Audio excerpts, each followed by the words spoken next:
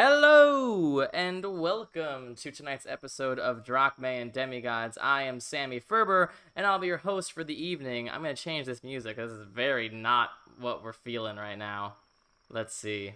Let's do this instead. Cool. Hello. Thank you guys for joining us tonight for episode 31. Hello? And it is also what I'm calling our 1-year anniversary of doing this campaign. We haven't been streaming it that long, but we have been playing for about a year now, maybe exactly a year now, which is very exciting. A year and 8 levels, and 1 Link of Tartarus. So we're killing it. Just a couple announcements before we get started. Basically the same announcements as always. Follow us on social media if you like our show. Share us with your friends, all that jazz. Last week's episode is now on YouTube. This week's episode will be on YouTube on Friday. One last sort of new announcement. A lot of our, not a lot, but some of our cast members are going through some stuff right now, and I could really appreciate your help. So if you aren't subscribed to the channel, or if you have some bits you want to donate, we would all really, really appreciate it. So thank you. Also, the Red Opera on Fable Forge RPG, episode 3 airs tomorrow at 8 Central? Yes, 8 Central. We'll be hosting it on this channel as well. Those first 2 episodes of that campaign are also on the Fable Forge RPG YouTube channel. The last episode has got my face on the thumbnail because it was a lot of people flirting with my character, which is very surprising in a group of high charisma people. Everyone was flirting with the Charisma 8 guy. It was great. It was a lot of fun. So, I'm still not feeling this music too. We're gonna go back to the usual. All right. So, let's hop into the story here. Previously, on Drachmae and Demigods, Alexios competed in the final round of the Race to Olympus, a one-on-one fight against the champion of the arena, Paloma the War Dove. Even with Paloma's revolutionary new firearms, she was no match for Alexios' crazy armor class. But when the time came for Alexios to kill her, he refused, instead choosing to leave her alive and in shame. Meanwhile, the rest of the party found Ryujin's body and brought him back to the deck of the Tromokratis, where Seaman and Emios led them in a resurrection ritual that eventually proved successful. Though, during the ritual, Ryujin was visited by several gods, including his very angry father, Poseidon. Poseidon and Hermes mentioned some sort of task the gods wanted the Hands of Fate to do, but now they weren't sure they were the right choice for the job. Once the party was entirely reunited, they were greeted with their winnings from the tournament, an amount of money so large it was given to them in piles of platinum. And although Ryujin is now exhausted, the night of celebration is yours. So, as we hop into the story here, the sun is setting over Voltura. A lot of you are a bit exhausted from your various levels of fighting or coming back from the dead, and yet there is an undeniable air of celebration. What would you guys like to do? So first move to the Tower of the Once Smoke. We could talk it over with, my master. Give him the guns. I thought we were going to wait and do all of that in the morning so we can go ahead and go to one of the temples and do it all at once. Wait, what temple? We have to take Themis to a temple so that we can find out where the other links are. That was the whole point of this. Oh, no, that's somewhere on the island. That's not here. I know, but I thought we were going to go and do all of that at once so that we didn't make 2 trips over to the one smotes whenever we could just make the one trip and take everything and talk and then go to the temple after that. I mean, I thought we agreed not to take the firearms with us into the city while we're getting drunk. I mean, I wasn't going to go get drunk and I was going to keep them here, but... Okay, there was miscommunications because I thought alcohol was in the I never said that I was going to go get drunk. I said I would, like, watch everybody, but I think we can keep the weapons here. I'm pretty sure we could trust, like, Triea or Anemios to watch the weapons. I agree with Alexios here. I don't feel safe with these weapons. Oh yeah, she got Swiss cheese by him. She also, in fairness, I don't remember what we agreed on last session. A lot of this happened in real life since last session, so I don't remember. We drop off the dangerous items. We go party and celebrate Alexios' big win. We sleep it off and go deal with Titans in the morning. Sammy, have you had a short rest during this time frame by chance? Okay. I mean, from when? Not because since... we haven't done anything since Ryujin got resurrected, right? Yeah, but I wouldn't say it's been a full hour since then. Okay, I was just wondering. Yeah. I mean, you can stay and make sure Ryujin doesn't stumble into any fatal, cats. I think he's good. We've got people on board. It's not that I just... Out of character, I really did not remember what we decided on last session. Okay, this is me asking you, would you like to go get drunk? I might not get super drunk, but I will go and make sure no one makes a fool of themselves. I mean... Do we actually do that? It's Voltura. You tend to. There is a clip somewhere on this channel proving that Alexios does. They're going to make fools of us. We're gonna be drunk. We're gonna be loud. We might get into a couple bar fights. It's more of, I don't want you to say something that you don't need to say without someone there to do damage control. Oh, so you want to babysit? I will be babysitting. I will drink a little bit, but I won't get drunk. I just want to make sure there's someone there in case you say something about the fucking link of Tartarus on the aisle. Oh, you don't have to worry about that. This would be way away from my mind. I just accomplished something that I thought I didn't want to accomplish, and brought me more of a sense of accomplishment than I thought it would. You just said accomplished so many times in the same sentence. It doesn't sound like a word anymore. Yeah, I'm just... Are you sure you're not drunk already, Alexios? Drink would help. I'm gonna pass him a shot of Goliath alcohol. How many shots of that jug be? I feel like we had a whole jug that we haven't drank out of. Well, we took shots out of them. What do you mean? Did we? We took shots over Ryujin not dying. Yeah, you definitely poured some on Ryujin's body. Every now and then, you'll just have it's a jug. How big is the jug? Did we decide? Okay, stop. I just want to point out the fact that drink that you have right there is from here. So we can find more. Better. Well, I was going to say we can go ahead and take a shot now before we leave. But how many shots are in this container, Sammy? Because I guess I should be keeping track of that. How many shots are in a jug? Well, how big is a jug? Give me an estimate and I can keep up with it based on ounces. Think of a jug as like a milk carton. Hold on, we can like a gallon jug. It's like a gallon. Just give me a second. So, like, I'm from the south. There's many different sizes. It's a gallon. It's a gallon. Thank you. Oh God, that's so much. We've drank like none of it. I'm just saying. Give me 1 second. Hold on. Can we just make an estimate of how many shots would be in a gallon then? How many ounces are in a gallon? This is what you guys come to watch D&D for. Well, what is it, 4 quarts? I'm sorry, it's 128 ounces in a gallon, and I've only used, what? So 5 shots, so that's a shooter 10 is ounces. typically 50 milliliters. And I It's think usually like 2 ounces. one shooter is like one gulp, like one shot, right? So we're using so many different units of measurement. I want to A shooter is a 2-ounce of pour. I know this much. So we've used 10 ounces for shots. Say that I used another 18 to make this an even 100 ounces left for Ryujin. Great.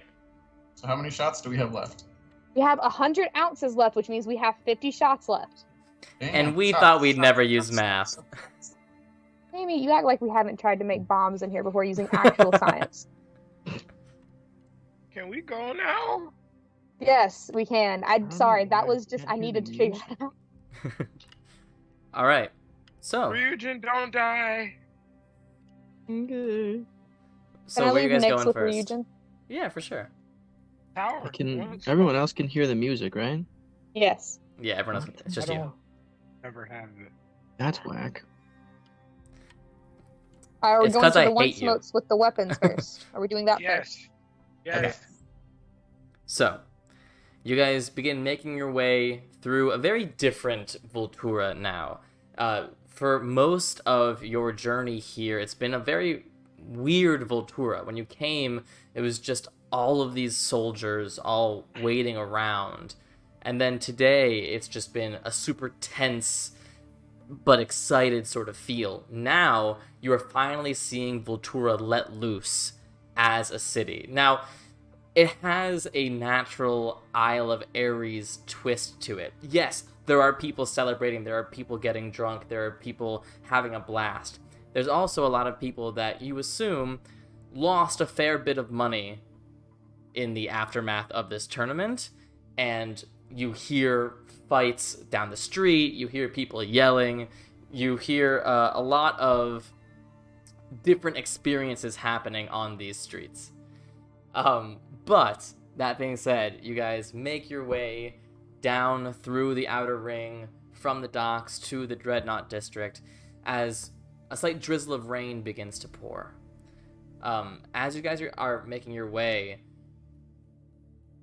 interestingly, it seems like people that are coming your direction are like drenched in water when it feels just to you guys like it's just sort of starting to rain. Like maybe the rain clouds just sort of elsewhere, but there are people who are like completely drenched head to toe. But you continue moving, you continue making your way through the city as the rain gets heavier and heavier. As you make your way through the Dreadnought District, past the arena where you just spent most of your day, the rain is really coming down in sheets now. But as you continue to pass and continue going towards the front gates, the rain sort of falls back to a bit more of a light drizzle. But the entire atmosphere makes it so that with the harshness of the terrain, there's almost like steam rising from the ground of the isle as the water hits. But you make it to the front gate, you're given clearance to exit, and you make your way back to the Tower of Alcmenos. Now, there are still generals from each of the armies here, but it does seem like a lot of what the soldiers had been anxious about or interested in seems to have, at least for the moment, dissipated slightly. So no one tries to stop you, new champion, as you make your way to the door. You hear the metallic Who da- Alexios. The door opens and you see Helm. Come. Hey, big guy. He escorts you guys upstairs back to the familiar sitting room. Tea? I'm okay. Yeah, I'm good. Anybody else? Nora's gonna accept. Tea would be nice after the day we've had. I would also accept tea. Plus, I feel like it's rude to not accept things when they're offered like that. So. No, I don't need any. Helm just sort of goes neutral, but you hear the sounds of Alcmenos' footsteps coming down the stairs, and he brings with him a hot, boiling teapot, as well as a bottle of wine. He goes, "For the victor." And he pours cups of tea, as well as a glass of wine for each of you. For your preference. Thank you. That's so sweet. I love him so much. So, I take it went well? I succeeded. The weapons? Yeah, I take them, present them to him. He takes them back, and you see his entire body just sort of relax slightly. Good. And you hear another voice. Good. Now they can be destroyed. I was about to ask, can we destroy those, please? You're gonna destroy them? I think that's wise. That is what lady would prefer. He's just looking at them. You said, and Paloma said, that these are an eventuality. Do you feel like they're going to be created again? Was leaving Paloma alive the right thing to do if you're going to destroy them?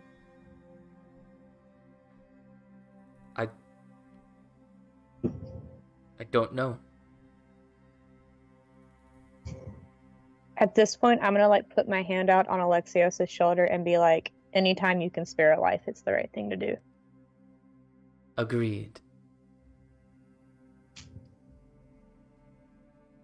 I mean, I really think it's creepy that she agrees. I don't like it. yeah. I just have a distrust of Titans, though.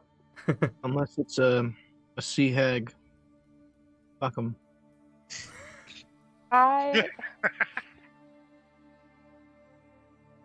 Jesus Christ. It's not my place. This isn't something I'm good at, but I think destroying them probably could be the best thing. It might set back their creation longer if there's not one already made that someone can try and steal and see what it is. Are you 100% sure that Paloma can't recreate? We didn't get the schematics. We got prototype. Yes, I still have the blueprints, but Can we burn those? I cannot say what she could recreate by memory. Can we burn those blueprints? If that is determined to be the wisest decision. I think we're looking towards Themis as what the wisest decision is. I feel like it might be the smartest to not have any trace of them left. Maybe it'll set back their eventuality a little bit longer till it's a point that Gaia could handle having those on her terrain. I am a judge. I have already intertwined myself too much. This choice must be left to humanity.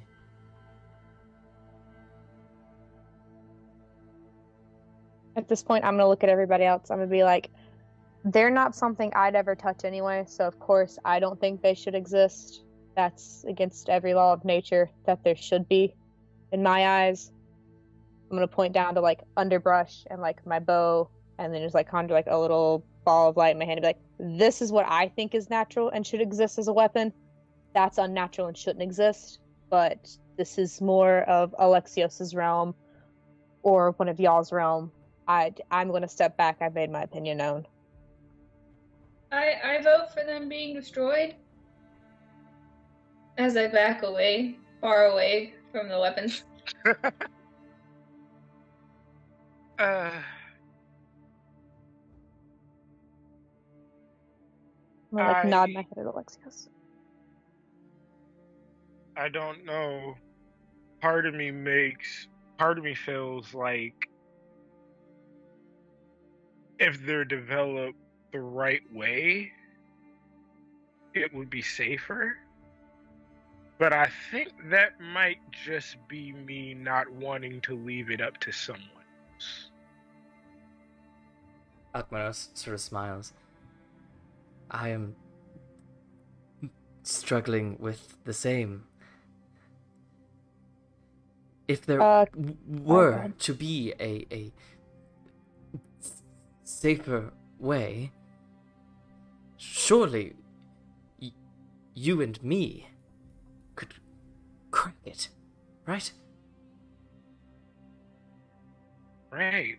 But isn't the point of hubris the fact that you're not supposed to think, or you're supposed to think that you're right, right? I'm gonna, under my breath, just loud enough where they can both hear me, as I'm not trying to calm that, just be like, it's always pride on this before the fall. I mean, it was a gift from the gods, right? A gift or curse, a temptation.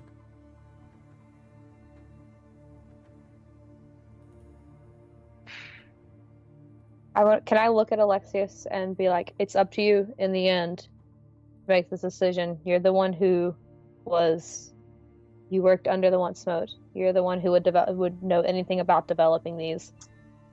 Is there a safer way to develop them where they want to get out to Gaia? And is that the goal you should be working towards now? Well, I had an idea. And I go in my bag of holding and I take the capsule of web that we got from Andolistan. And I say, instead of projectiles that Paloma shot, if we could find a way to turn the projectiles into this, they won't kill anybody. It's a trapping weapon. But that still opens it to be where it could fire normal projectiles, right? I mean, that would be this inevitable conclusion. There are people, well, no one knows what this is or how to use it. And if we say that this is the way, then it's the way. There might be merit to this. My weapons use a new kind of projectile of my own design. If we simply make a different kind and we keep these firearms from getting into any other hands, perhaps we can prevent this new ammunition from being created by another. That seems like the best way. I mean, well, in my eyes. I mean, he reaches out for the capsule. I hand it over. He just begins to inspect it as you continue talking. If we can control the way that this happens, then the fact that it's an eventuality, maybe the fact that, or when it goes lethal, or when someone figures out that particular piece, will have, it'll be different. I don't know. I mean, I still say it's up to both of you because you know more about this than I do. But there's a war coming and no one's sure what side they'll be on yet. Maybe keeping these from existing at all for the time being is the smartest thing to do. Like, I mean, I'm going to look to Alcamenos. You know how you created these. Even if you burn the blueprints, you've both said it's an eventuality that we'd get to this point anyway. Maybe waiting until after whatever is coming is over is smarter. That whatever side we end up on, whether we split, we're all together still or not, we don't want to have to look at each other and have something so deadly to wield against each other. We could be looking at our us brothers. or nation? Just in general, we could be looking at people that we become friends with, people we consider family, who end up on the opposite side of this thing, and they could be pointing a weapon that could easily kill us just because we let this exist, or we could be holding the same weapon and have no choice. Okay, full disclosure, the thing that comes out of those things burns like shit. I would never use it against any one of you guys. Like, I'm not as much worried about us specifically, but like, imagine if Sun Mankara was on the opposite side of the battle from us, and he was pointing a gun at one of us. Do we really want that to be a thing that it could come down to, where it comes down to we have to take it from him and use it against him? Well, to be completely fair, if you're close, it doesn't hurt. Well, they can't shoot as accurate. That's why. Oh, you weren't there for that. Was any? Ilme saw it. Ilme saw it, right? So anytime Paloma would like shoot, I give it a little, and then I get up to her and I hit her, and like when she'd run away, I'd hit her again. It's a pretty simple strategy. It's just that. That's in a more controlled environment, though. A battle out in the open that might not happen. I don't know. It's just I keep saying it's up to y'all, and then I keep interjecting, but I'm concerned. I'm concerned about if it comes down to it, us having to take a weapon from somebody that we consider family, and the only option we have is to use it against them, or they use it against us. I don't know. I mean, even without these weapons, each of us is powerful enough to like destroy entire city guards just at the whim of it. And if we can develop like a safe way, like Alexios is like somewhat gearing towards shooting webs, shooting, I don't know, acid from like far away or something, little pockets of smoke so we could disappear, like a safer, smaller. And if it's only in our hands, if Alcaminos and he were able to develop this and only the 5 of us had them, even if we did split, it'd only be the 5 of us, unless the 5 of us decided to like engineer our own versions, which we wouldn't be able to, and give them to other people. As far as it goes, what's the range on them, Sammy? Out of curiosity, can I? It depends on which one you're talking about. And okay, then I'm gonna turn to Alcamenos. How far can these what's the range on both of these? Let me look it up. Hold on. Sorry. That's all right. The longer one can go up to 120 feet. Okay.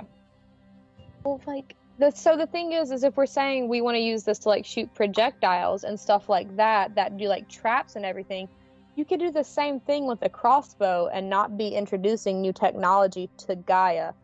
I'm not saying that eventually it wouldn't be a good idea. I'm just saying at the point where we're at, it's not a good idea. We were talking the other week about how the fuck do we figure out what is up with Hades? Do we really want to have to worry about creating weapons that could become weapons of mass destruction, basically, for Gaia? I don't know. Okay. How about this? Can I ask them a question? Can I just do I speak it out loud? I don't know. You assume she's listening, yeah. Okay. Themis, you're a judge. What if we lay out both cases and you can look at them as a neutral judge for us? All right. Lay out your case. Okay, so I guess I'm the one who's going to be against, who wants to argue for. Wait. We're arguing? I thought you were going to leave it up to us. I'm not saying I'm saying let us lay out the cases and then have someone who's neutral give their input, because none of us are neutral in this. At the end of the day, we're all going to have the same strong feelings no matter what. If we let someone who has this neutrality at least give their opinion, then we know where a neutral opinion stands versus two opinions that are opposite ends. You know what I mean? Okay, I guess. I mean, are you still going to leave it to us? At the end of the day, if you decide you want to keep it, that's that's still your decision. I'm not going to argue that. I just think being able to hear where someone neutral stands should go into that decision. I just want to point out that I trust Alexios, and I trust that he can do the right thing with these weapons. Not that I don't trust Alexios, it's that I don't trust the people who we might encounter who can see these weapons. But these are novel weapons. They're gonna Nobody have to can pry just them out of my look cold, at them. dead hands. There's also nobody still can just look at them and figure them out. There's also still a titan of craftsmanship that could be abound with somebody right now that we can encounter, and that wouldn't be good. Okay, can I point out that there's a dragon cult that may or may not want us dead, or me dead? How does that play into this? Because a weapon that's pretty fucking powerful, and we have like the ability to augment, and that no one else knows about, is a pretty good. Well, it's the only ace up my sleeve that I prefer to have, actually. But I like if weapons. you're talking about a powerful weapon, you just stood up against them. I mean, somebody else could in their too. current nature, he's trying to reinvent them in a different way. Me and you have powerful weapons. We're powerful beings in our own selves. Like, this is just an augmentation of ourselves, I guess. I don't know. At the end of the day, if trying to create anything lethal, though, like he's trying to recreate it so it's not lethal. Like he's just trying to like trap things. He's trying. He could do the crossbow thing. We could totally go that direction. But we already have these smaller inventions that are able to be carried around and concealed easier than a whole bow and arrow. Trying to separate my science mind from this is so hard. I don't know. It's at the end of the day, if you decide to keep them, you decide to keep them. I have heard enough. Don't know. Very uneasy. You have laid out your cases. You have debated. Did I? I have been listening this entire time. That's true. Here is my ruling. Do with it what you will. Each new weapon comes naturally, and each new weapon brings with it death. The same was true of the bow and arrow, and the crossbow, and magic. And the same is true for this. If there is potential for a version of this creation to be non-lethal in nature, that is nothing to scoff at. It could have the potential to change the very nature of warfare.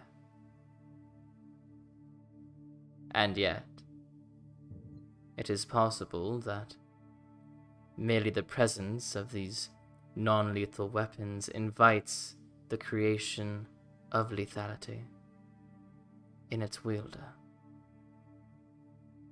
in those it is wielded against. And so, perhaps a trial is in order. Alkmenos can spend some time creating some ideas of ammunition for these things.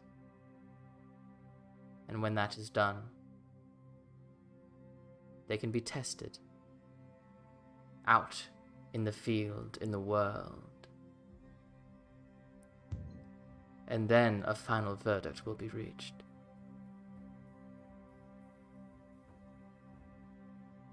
So says Themis, Titaness of morality.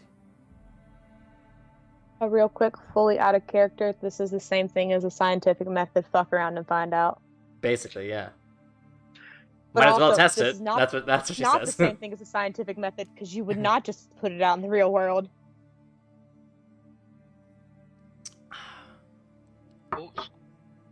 Okay, cool. So we're gonna leave the firearms here. Let my master figure out Do you need help? Do you need ideas? Well, this is a good start. Web, good. Perhaps also fog or gun. The smoke bomb. Trap. Yeah. Did we ever finish the smoke bomb idea? We have what you gave me the last one, right? Yeah, we didn't use it, did we? I thought we were didn't gonna use it. One has been used. Yeah, We we used had one, but we two. had two. Yeah. What was that thing we were trying to make them that we couldn't figure out how it would work? I think it was the delayed smoke, or was it like putting like poison or something to diffuse? It was the poison one, because there was that poison sample we got from something. Yeah, that we were trying. Okay, air. sorry, that just popped in my head because they could also be a projectile based on how we figured it out. Alkmanos just goes, I have ideas, and your help would be greatly appreciated, but I believe the lady has other ideas for your party, yes? Oh, are we heading off to the temple? We're supposed to be finding the... This is why I said we should go out first. We don't have to go out at all. We can come back and do that part later. We'll come back at another point. Experimentation and creation will take days, maybe weeks. We don't have weeks. We've already wasted so much time in Delphi.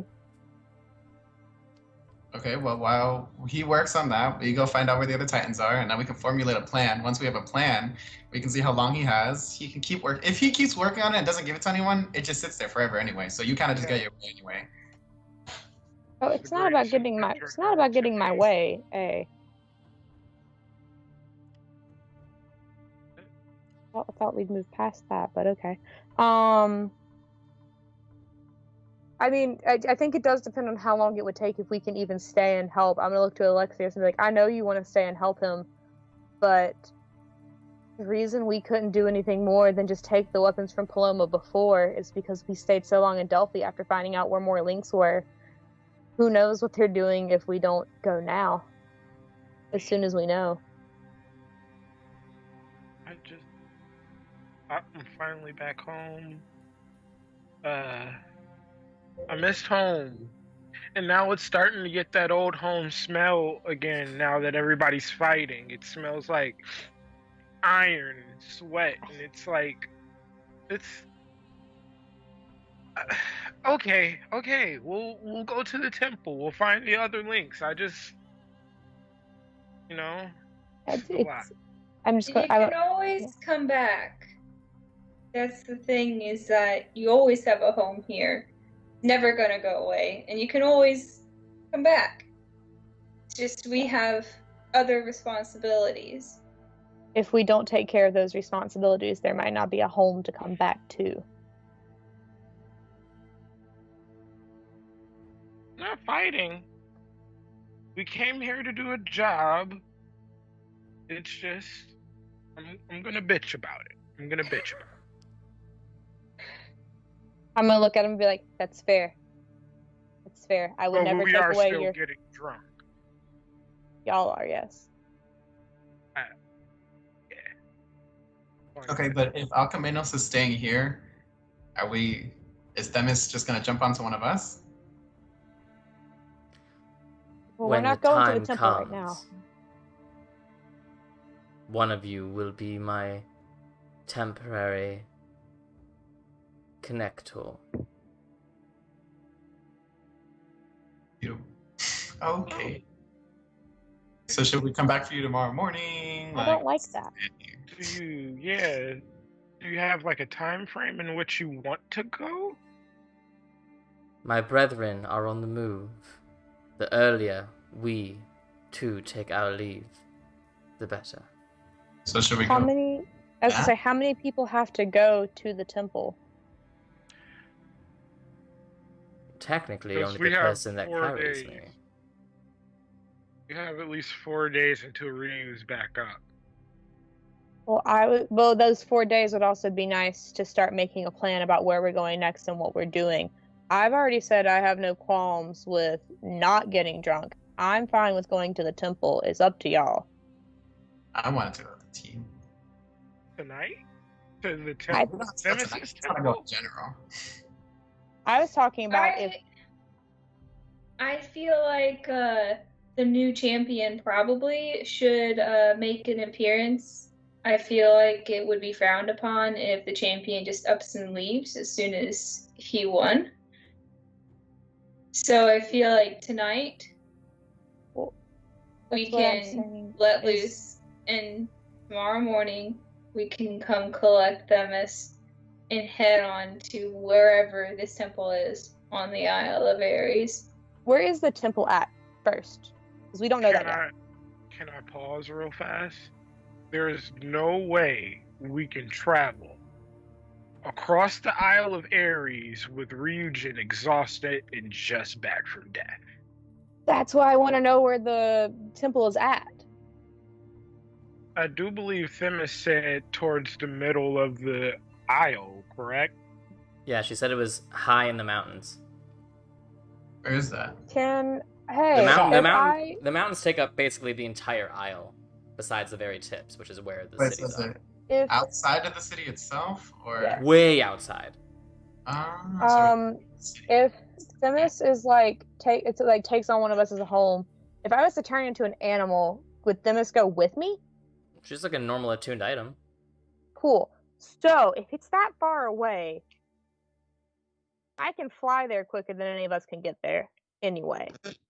I feel like that's a bad decision to split up, especially in unknown territory. Is it only wild shape for an hour anyway? I can do 4 hours. It goes up at level. I have no interest in merging with someone who is already merged with Nemersine. Okay, that's fair. That's fair. Good. I didn't want to. I was just saying if we needed to, I can get there quicker and be done with it. Thank fuck. You've merged with Alchemanos? For now. He needed me. Out of character, Sammy, is there anything different about Alki? Is he... Make an insight check. Is Alchemanos a demigod? I don't remember. No, he's a half-orc. Oh. Well, she's not going to like any of us then. Can we just ask her? Out of, the three of us here, any of us okay host for you? Okay host. You parasite. Hold on, I do believe that... I forgot my plus. It's either 5 or 7. So, what is it total? I rolled a natural 18, and D&D Beyond is loading slow. Gotcha. That's fine. That's fine. You don't notice anything particularly different? I mean, you know him well enough to know that although he has been convinced by Themis that the guns are a bad idea, having them back in his hands, you can see the mind begin to work, and now that he has this capsule of web, suddenly you can start to see that old sort of excitement in Alchemanos that you always knew when you saw that look in his eyes. He was about to go up to his workshop for days and you may not see him. That sort of just powerful, energetic mind. But in terms of if he feels like himself, he feels pretty much the same. It just feels like he is now attuned to an item that talks to him. Okay. So, I mean, Themis, for the trip, I can merge with you. Whichever among you believes yourself to be the most moral. So, not Adagio or Ryujin. Ryujin's not even here. Well, not Adagio then. No offense. Yeah, I'm not doing it. I refuse. Alexios, it's you or nobody. Damn! I don't want it. You can't have it. I don't want it. I've done it once before. Out of character. If I was if y'all were to ask me, did I feel moral as Alexios? The answer is definitely no. Versus like, shing shing. Can't she just tell us who's the most moral of the three? She's not making decisions. She has to stay out of it so that she stays moral herself. However, I do highly advise. I mean, the Isle is a rough trek, no matter who you are. I mean, literally, it's a test from a god. I don't feel comfortable with any of us going half-cocked. We have a lot of gold. We have a lot of prep time. We have a lot of prep money. We should take 4 days while Region is down to get shit done. A lot of shit. Can a large beast carry a medium, Sammy? Yeah, large beasts can like have a medium rider. So, if 2 of us go, I can transform into a giant owl and fly 60 feet of movement, and one of you can ride me. I will just clarify, just so you guys understand the scale of the Isle. We're talking about multiple days of a journey. Oh. Yeah. It's not like just over the ridge. It's like you don't know exactly where it'll be, but if you were to go from Voltura all the way to Spear Point at the other end of the Isle, you'd be talking like weeks. And that's if you went on the road, not to mention the actual mountains. Well, can't we just do what we did for Nora whenever they were down? Is we traveled with a cart, and Nora stayed in the cart to recover while we went to the swamp. Can't we do the same thing with Reogen? Can we travel over these mountains with a cart? Show of hands, how many people have actually been in the wilds of the Isles of Ares? Does the Force of Artemis count? No one? Okay, so griffins, hydras, strange things. Things that you can find on regular land except for 20 times larger. Things that pop up that you don't know anything about. That just Ares just drop shit like, hey. You have access to the inner ring. Bloodthirsty monster that just wants to kill everything. Here, take that. We cannot do that. Okay. Mr. Champion, don't you have access to the inner ring? Would it be faster if we took the ship over here to as close to the mountains as possible instead of traveling through inside the city? Within the inner ring, and you have access to that, and people want to do things for you because you're the champion. Could we not just get someone to teleport us there? There has to be someone high enough level to do that. You don't teleport to random places. You teleport teleportation circle to teleportation circle. Well, I'm talking about if someone has. There's no teleportation circle in the mountains that I know about. The exact spell I was thinking of. You're thinking of teleport, which yes, going based on just an idea of a place, someone with teleport could teleport you there, but the vaguer your idea is of that place, the higher the chances of it getting fucked up. And as far as you know, this is an abandoned temple of Themis. There are no currently operating temples to the Titans. So this is a long abandoned temple that has probably been lost to time. But could Themis describe its location, what it is, and that could still work? It could get us closer, right? Maybe. Because the other thing, because I wasn't thinking of teleport specifically, I was thinking of the druid thing with the tree. Tree. Yeah, but don't you still have to know the tree? The other tree? Is it that you have to know the tree, or I thought it was if you knew where another tree was?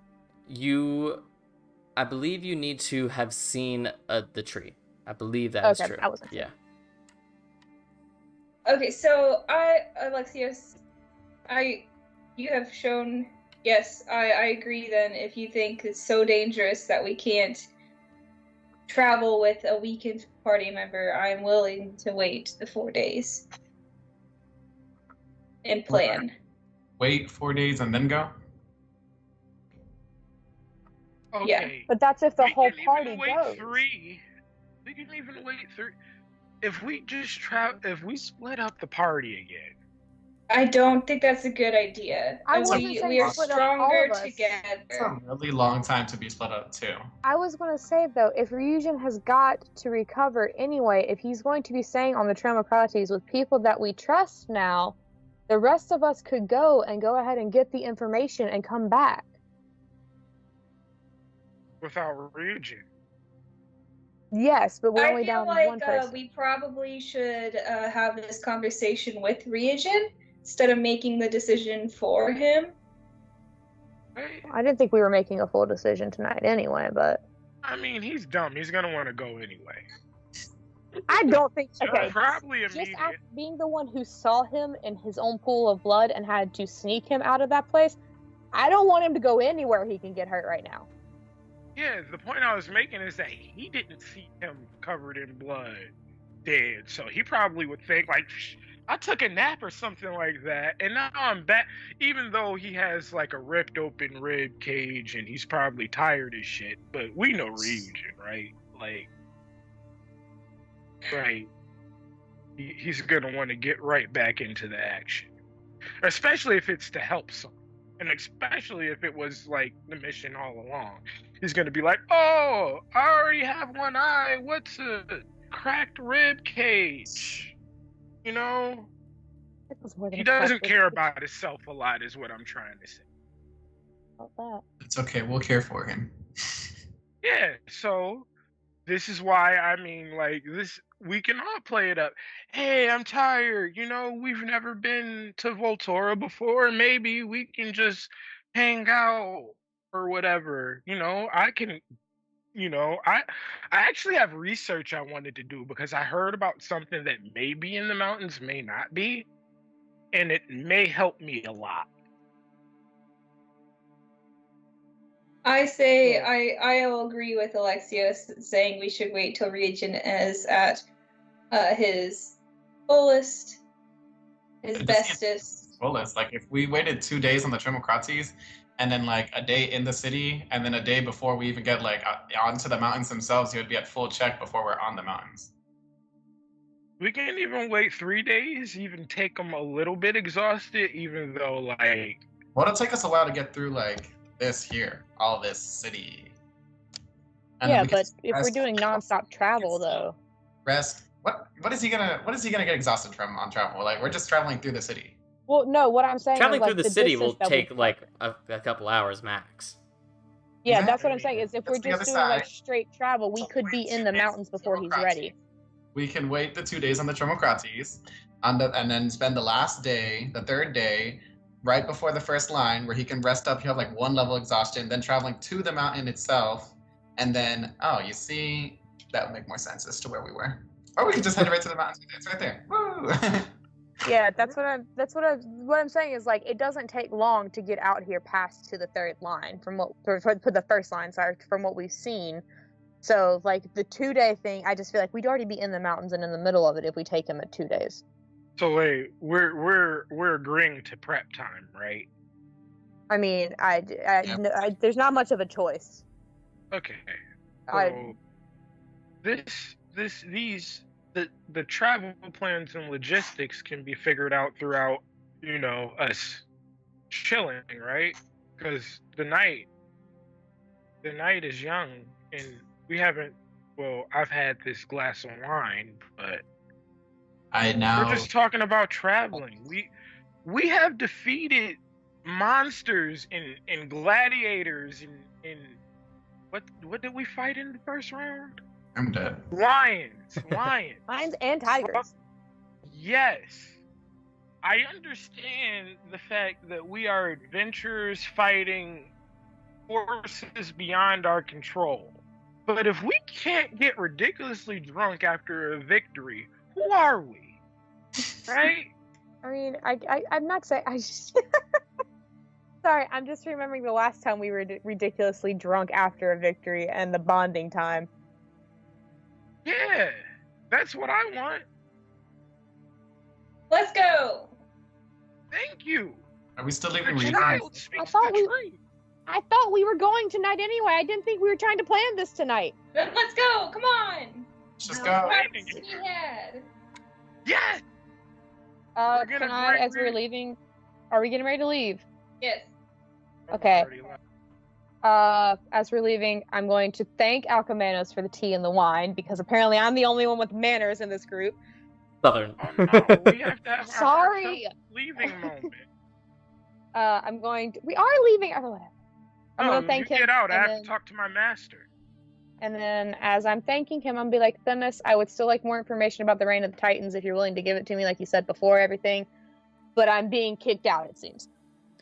We will have plenty of time to discuss on the journey. Let's go. I'm gonna hug I Alcamanos. want them to leave, and I want to like kind of linger after. For sure. But she said you were already out the door. What is happening? You're the one that wanted to leave. Come on. Give me 5 minutes. You were the one who was just rushing us to get out.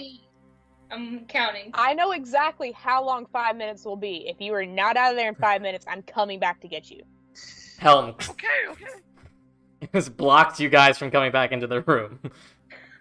I will find a way around this. I don't care. In 5 minutes, I will take the horn of silent alarm I never gave back to Ryujin and start blowing it until We you gave come all out of of our there. things back to each other. I never gave him that back. I still have it. We spent time giving each other our things back. We went over this. I never said I gave Ryujin anything back. Oh my god. Yeah, he's dead like shit. Master? Yes. First and foremost, I really didn't want to do this in front of them, and I just like scream at the top of my lungs, like, I did it! But, as I promised,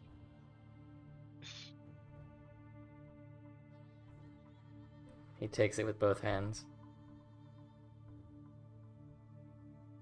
An exchange. Hopefully. Is Forge here? Upstairs, yes. He like whistles and you just hear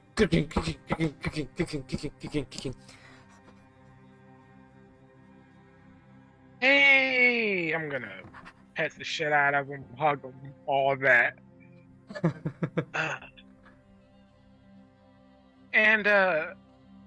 Master, the letters that I left for the others, throw those in your forge, like directly in your forge. Don't let anybody see them.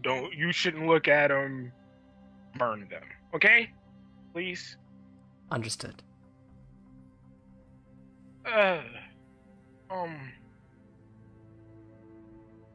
Thank you for giving me a chance to prove myself.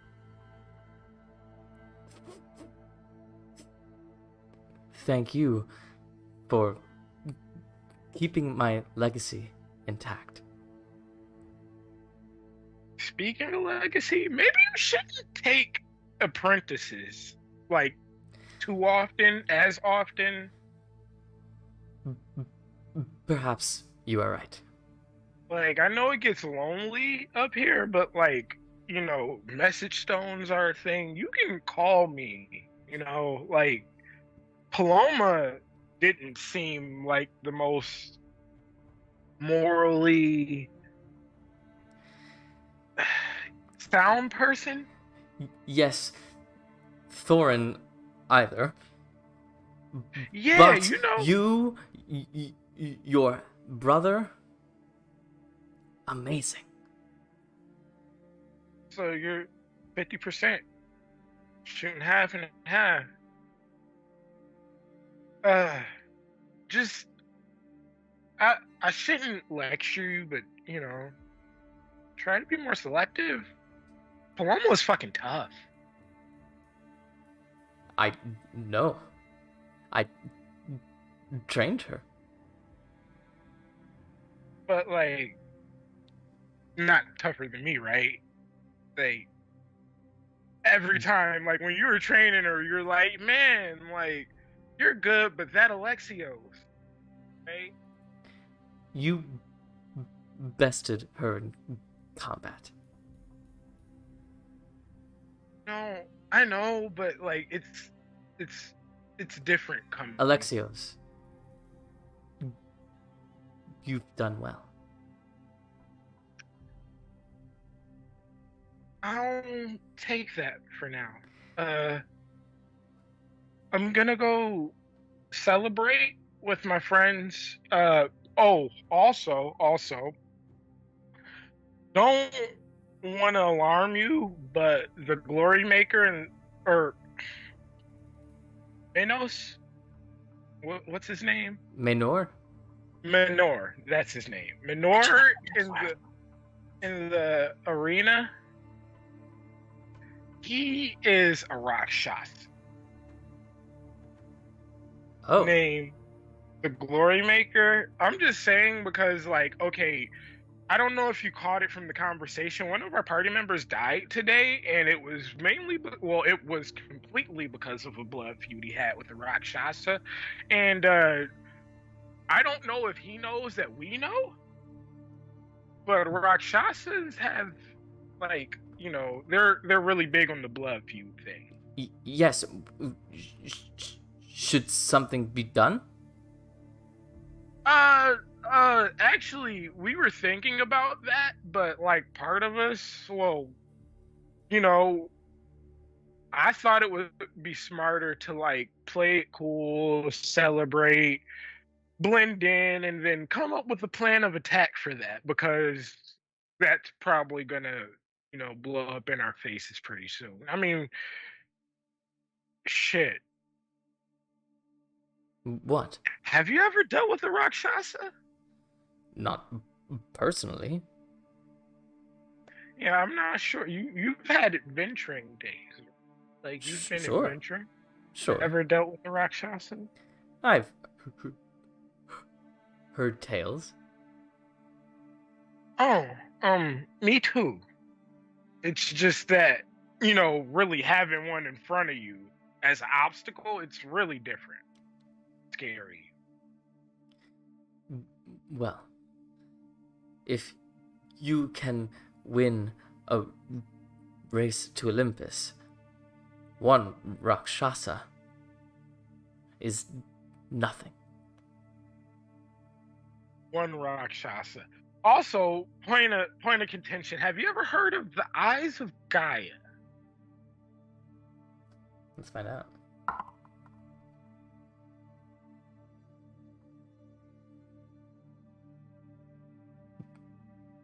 Where did you hear that name?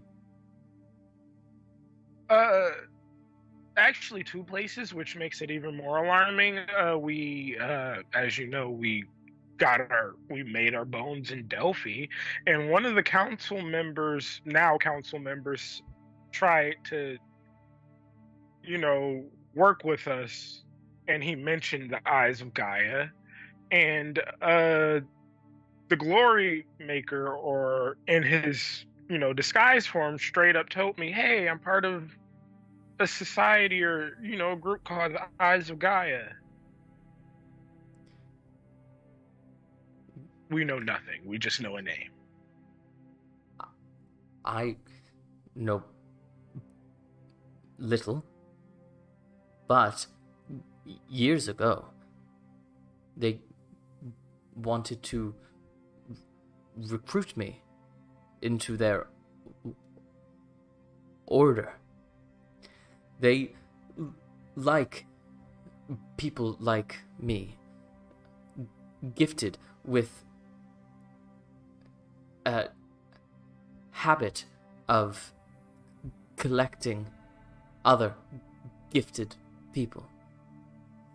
But I got bad feelings and declined and never heard from them again.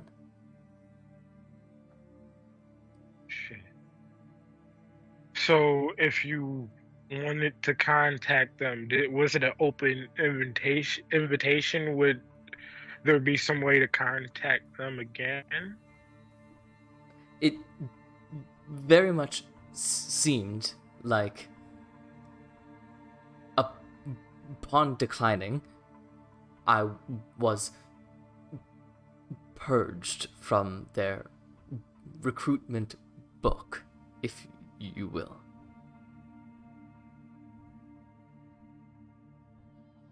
Well, it seems like just because of who we are as a group, the Eyes of Gaia are fixed mostly on us, which is something that we'd have to figure out by ourselves. But if there's any way that you could keep an eye out or an ear, I know a lot of news doesn't get to the tower, but if you know somebody who knows somebody, there is a symbol they use. I saw a pin they offered. 10-petaled flower with each petal as an eye. I don't know if that helps. Would you be able to draw it? And would you know what the pen was made out of? He pulls out a paper and just begins to sketch it. And as much as he sort of shakes and is jittery, his hands are incredibly steady. And he gives you, it almost looks like a daisy with these 10 petals coming out of this center. But each of the petals has an iris in it, so that it actually looks like 10 eyes that are sort of shooting out of this center. I don't know the material. It was years ago, but metal. Certainly metal. Thank you. This actually helps more than you think. Good. I actually have a few things that I want to work on. So even if we don't leave tomorrow, I would access to my old forge. Maybe I can stop. Can I stop by around noon, a little after? I will prepare snacks. Oh, thank you. I'm gonna go celebrate. I mean, unless go. You want to come? Deserve it. He holds up the capsule. Have work to do. I thought I'd offer. And I'm gonna leave. All right. You leave and meet up with your friends at the base of the tower, and you all set back off into the drizzle of the evening. The night is yours. Okay, so that Goliath drink, that's good, but there's a nice tavern that's actually ran by a Goliath, and they can actually flavor it. I don't know how they do it, but it's actually quite good, and it gets you drunk really freaking fast. This is like where all the heavy drinkers drink. I mean, I know Ilmay doesn't drink a lot, but You lead the way. This is your night, champion. We're going to drink then. I don't know which district that is. Yeah, that'd probably be the God's Rest district. Sort of where a lot of the residential neighborhoods are, and therefore a lot of late night life is also there as well. So you guys make your way back into the city, and again, it's just sort of interesting. Like you walk through these front gates, and it's almost like the storm is like. It's like one of those weird situations where it's raining on one side of the road and not raining on the other. Like the clouds just haven't quite gotten over there yet. So in the Dreadnought district, it is pouring, and in the God's Rest district, it's sort of just like this light drizzle that you were experiencing at Alkmenos as well. You make your way to the God's Rest District, and immediately the sounds of celebration and energy get louder and louder. And you see the entire district is sort of built around this central marketplace, this bazaar that Alexios knows is called the War Dogs Bazaar. There's a lot of little kiosks there, but now the entire place is overrun, almost like sort of like a Mardi Gras atmosphere. People are drinking and shouting and fighting and laughing and dancing. There's every emotion and every activity you could possibly imagine is happening here on these streets tonight. As you guys walk through, the crowds part for you as like whispers and shouts of, "Champ, that's a champ, that's a champion," and also a few of like, "That's the girl that tried to kill Paloma." Like there's a lot of different emotions here. You're not sure whether you're safe or you're in danger, but as of now, everyone just seems content to just point you guys out. My hood is up. I am trying to not get any attention to myself. Can't use my ring because it's unattuned. Yeah.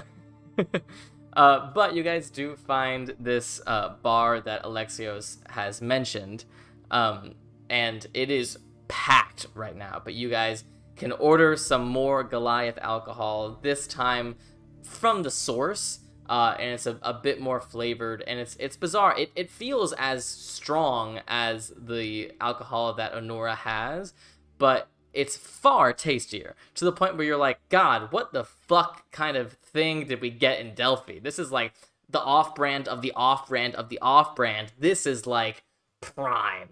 And for those of you who are drinking, it does not take very much to get you guys nice and lit. Is there anything specific you guys would like to do tonight? You do see, looking around the tavern, there are musicians playing, there are people arm wrestling, there's just a lot going on, so whatever you guys would like to do. Well, I want to grab the Goliath alcohol, pour everybody a shot. First shot that Ome will ever take, and just says, "To the champion," and swings it down, and it's probably going to choke it back up. Make a Constitution saving throw with disadvantage. Oh, God. I'm not good at that. It is your first time trying alcohol, and it's this alcohol. That's like going straight from the moonshine. Taking, like, or the absinthe. Says same as moonshine. Throughout the night, I would try 7. Can I start patting her on the back? To the champion! You're like, oh God, how can people like that? And Nora's gonna immediately start like being a mom. I don't know, what is the gender neutral version of being like the mom friend whenever people are drunk? Friend? The parent friend. There you go. Thank you. Nora's gonna immediately start being a parent, like patting her on the back and giving her water. Let's try something a little bit. You have never been more sure that you are not a child of Dionysus. Let's try something a little bit weaker. Can I order her something a little bit weaker? Yeah, you can get like pour water into it. Let's let you take a shot for the champion that's not going to be you dying, and then we'll switch to water, and I'll drink water with you the whole night. Okay? I don't know. That was bad. Can I order something that wouldn't be like where Ilma could barely taste the alcohol? Like, if at all? You could get it's a local specialty called the Blood Ale. Let's do that. I'll get a Blood Ale with Ilme. Okay.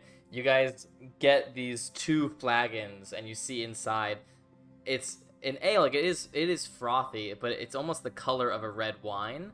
It's like this dark ale, almost more in color with like a Guinness than a typical beer. Right. Me in person is cringing. This should be a little bit better, Ilme. I don't know. That was bad. The one time. The first shot is always the worst. You had never tried anything before, and then you tried Goliath alcohol. I don't know what you expected. I will take 1 sip. Okay. Very cautiously. Saving throw. Just a straight roll. Yeah, just a straight roll. 14. Okay, so you keep this down, and you start to feel the effects, but it's not in the same ballpark, not in the same county as the ale you just had. It's also not remotely good. You taste it and, like, it tastes irony to the point where you're like, is this called blood ale because of the color, or is it called blood ale because there's blood in it? You said it's How? irony? Yes. How do people drink this? Okay, listen. The Isle of Ares is a very strange place. You know, there is a holiday, right? Where Concerned. we Already hunt. concerned. We hunt, and whatever you get and take back, we just bake it into a pie, like a big. All right, I should have been pie. concerned. I'm glad I was concerned.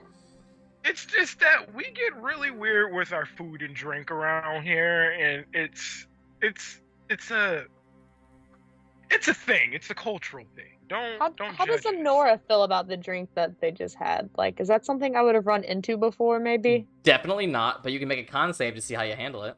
Oh, fuck. I didn't... I was only trying to drink something light. Oh, God. This is gonna be where I roll terrible, too.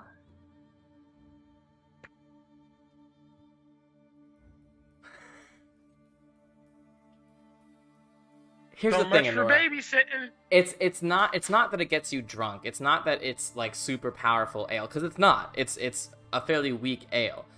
But for lack of a better word, it feels like a blood clot gets stuck in your throat. And it's not the alcohol that causes you to puke, but it's the sensation that there is someone else's blood in your throat right now. And you vomit on the floor. Real life Anna hated that more than Honora did, probably. Ah! Yeah, I guess, like, trigger warning gore? Oh! A little late. Fuck! We gotta That have was it. so bad. We Alexios, should what the drink fuck here. did you grow up drinking? I never really drank until I met you guys.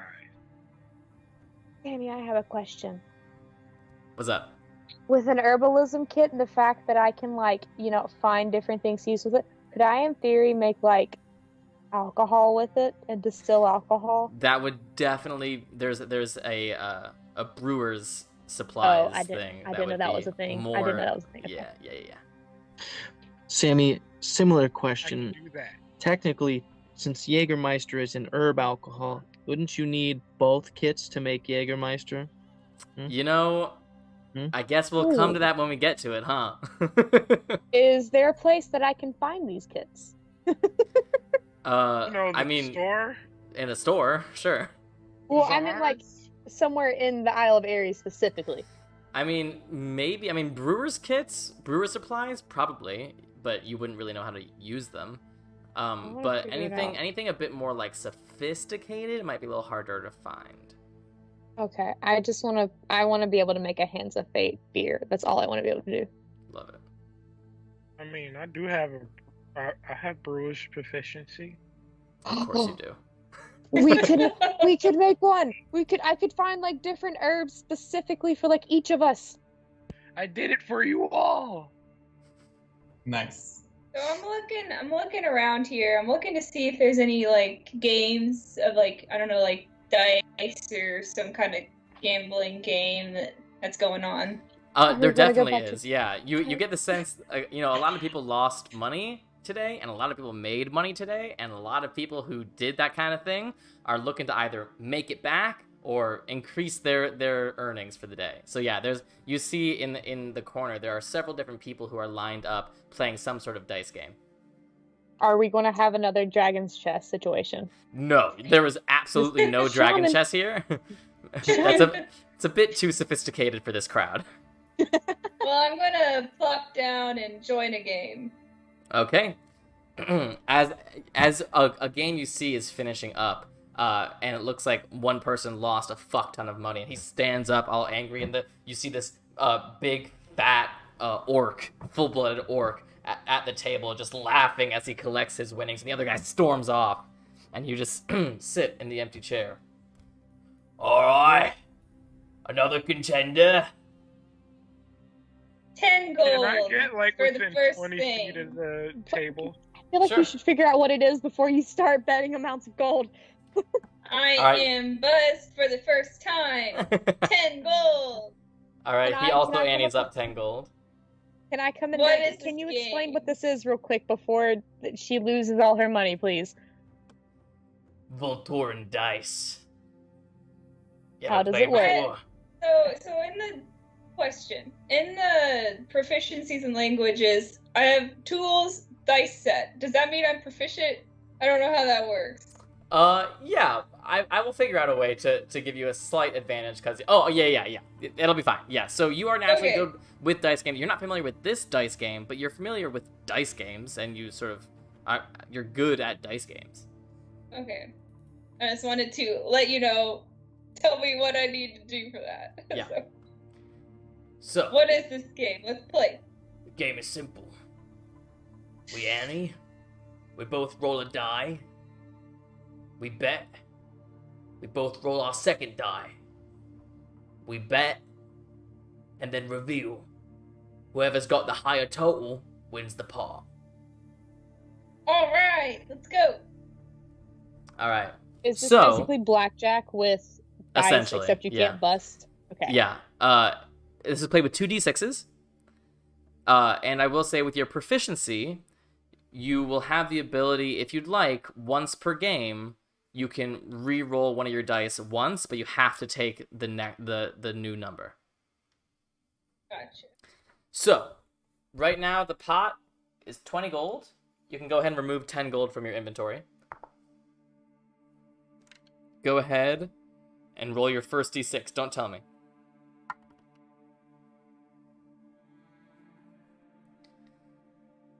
Your bet, little lady.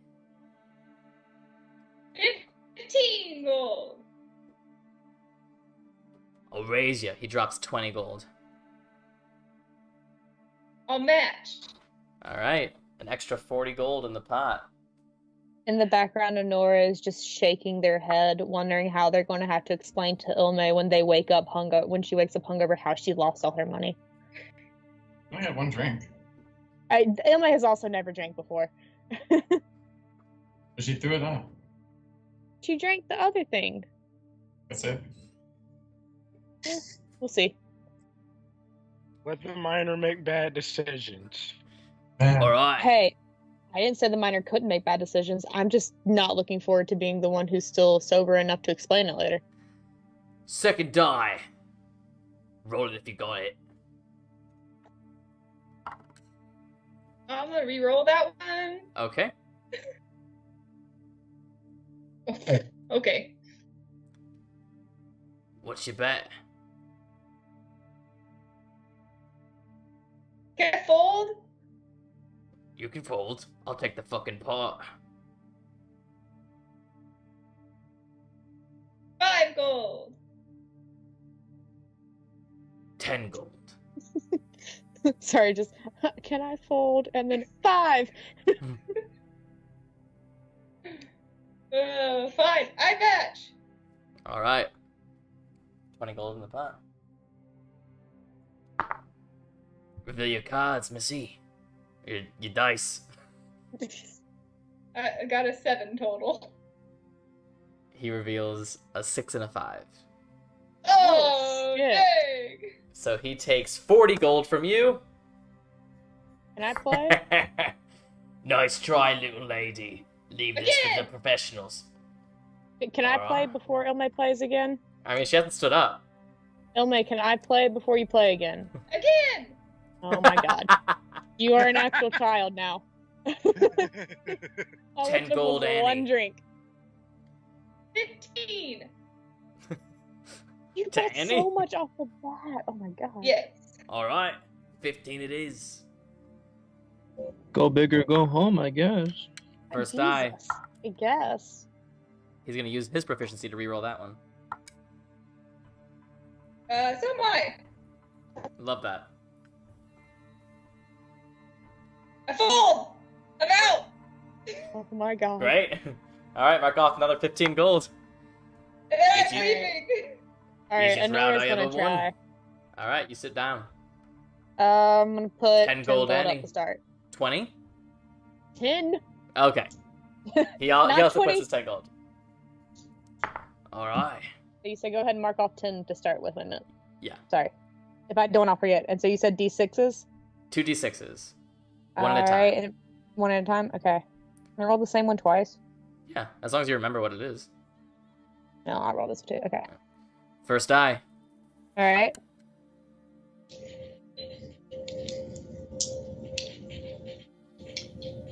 Your bet.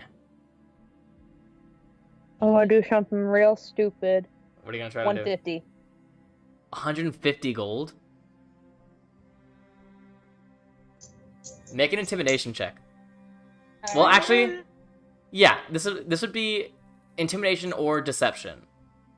Alright. Actually, no, they just are the intimidation. same. Just intimidation. Gotcha. It's a 19.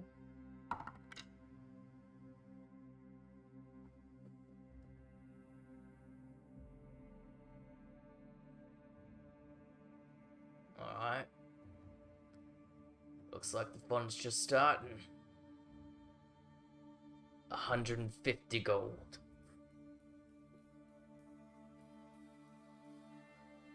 Second die? Second die. Fuck yes! Let's use your proficiency to roll again. Your bet. 200. Make another intimidation check. Alright. Let me mark this off before I forget. Oh god, that's not a dice check. 13.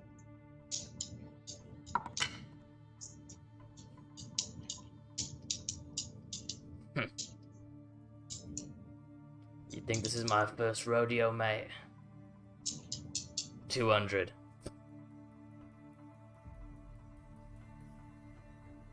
Alright, reveal your cards.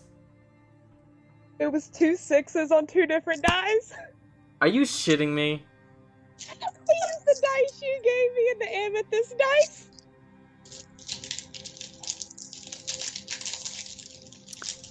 He got double fives. Fuck yes. So you win 710 gold. Fuck yes. Alright, and I'm walking away. He grabs you as you walk away. He goes, "Oi! You playing games with me? You fucking with me? What do you mean, am I fucking with you? You cheating!" No. I just got lucky, which never fucking happens. Ask them. My luck was bound to turn around eventually. Again! He sits back down. I'm not playing again. Again!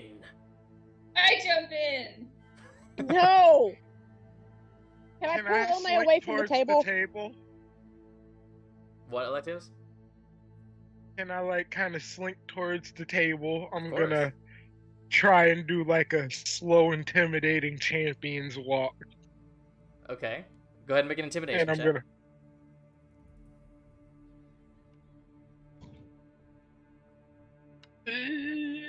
Intimidation. In my mind, I'm just picturing Alexios walking over to the table like Conor McGregor with the 17. arm swing and everything, Yeah. you know? That's all I could That's think of. kind of... Alright, and what do you do? 17. And, I kind of not too forcefully slap my hand on the table, and I look at the orc and I say, "You do know that they participated in the race to Olympus today, right? Actually on the winning team. And that might not be the same person that you want to fuck with tonight."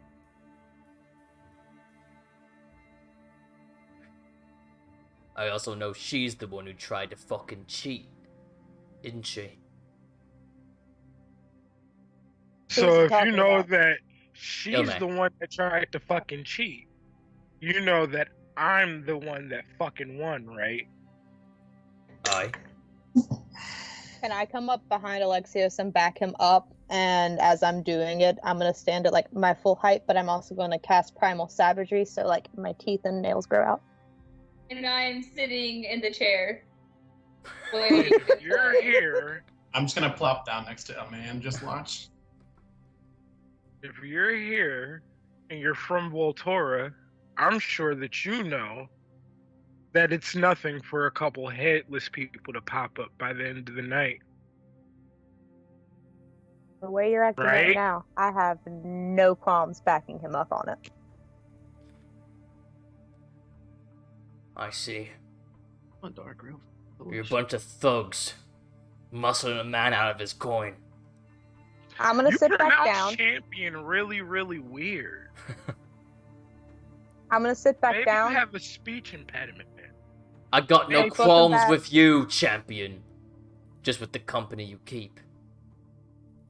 That directed at me? Yes. I didn't say that in character, but I'll take it.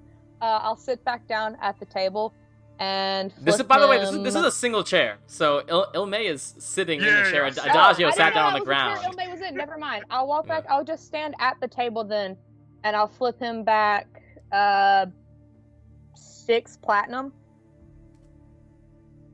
And be like, here, if you're that fucking concerned, take 6 platinum. And I'll look to the rest of the bar and be like, round of drinks on me, and give the bar drinks, including him. I'll be nice. Make a persuasion check, Anura. Oh, where did my d20 go? I have so many d20s, and I could not physically recognize what one was.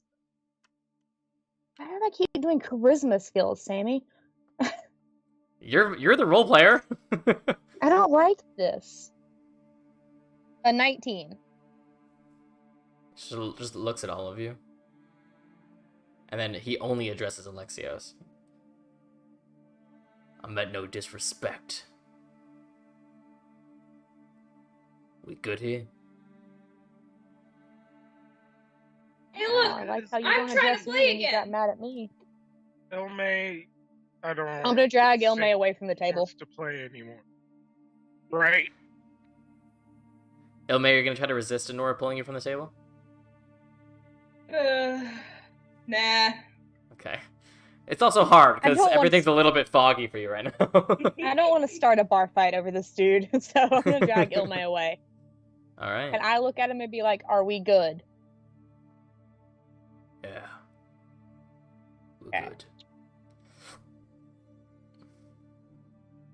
So, how long are we going to be staying in this tavern? Is it going to be long enough for me to reattune to my ring of invisibility? Well, you need to do it during a rest. Can I just sit in the corner? Sure, if you want to sit in the corner of the tavern for another hour, yeah, you can reattune. That's what I'm going to do. Alright. Can I sit with Ilme and reattune to the Ring of Shooting Stars? Yeah. So you guys spend the next hour just sort of reattuning to the stuff you want to reattune to. We can also sort of montage through the rest of the evening unless there's specific things you guys would like to get done tonight. Alexios. Throughout the night, or like at some point in the night, I want to try and slip to one of those hidden temples of Hephaestus that I know about. Okay. Are you trying to slip your own party? Yes. Okay. So go ahead and make a stealth check. If Anora's been like actively watching the whole night, is it still going to be passive? Because like I was watching to make sure people didn't do stupid things. Stealth? You weren't watching Alexios, you were watching everyone else. Okay. Yeah. Well, I was talking about like I was watching the party in general. So. 21, you said, Alexios? Mm-hmm. Okay. Plus 5, that 26. Okay. You did not need to do that, but... You did not, in the especially slightest. because Ilme's perception is also -5 right now, because it'd be at disadvantage, because she's drunk as hell.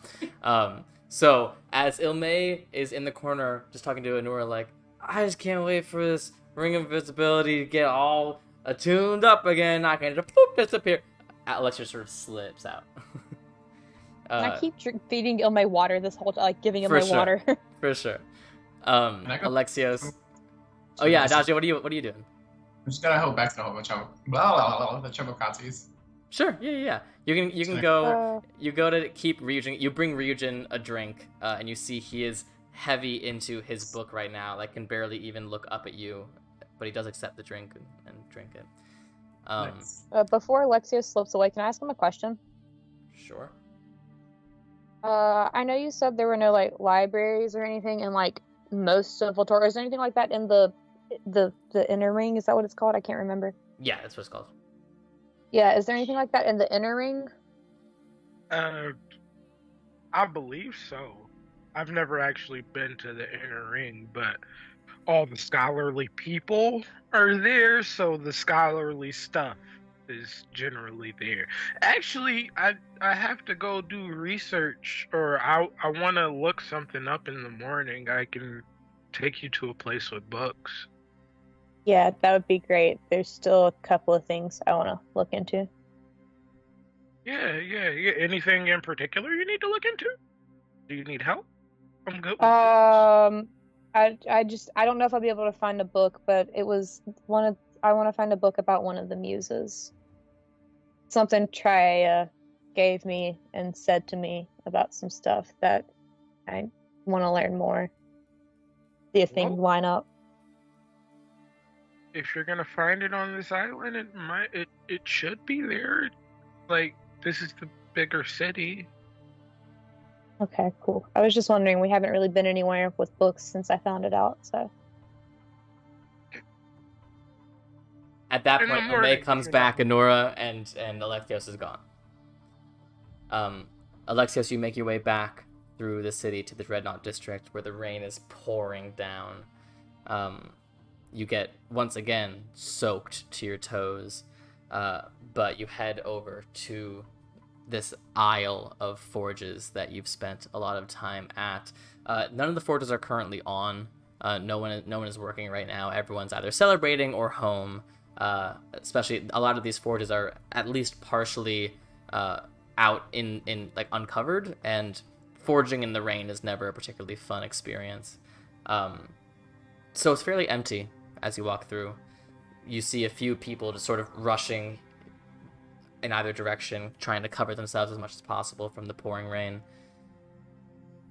But you know of one forge in particular, and you walk over and don't see anyone, and you know that there's a secret stairwell leading down behind the forge that you just quickly scamper down. You find yourself in a very small, very intimate temple with merely a bust of Hephaestus and a small altar.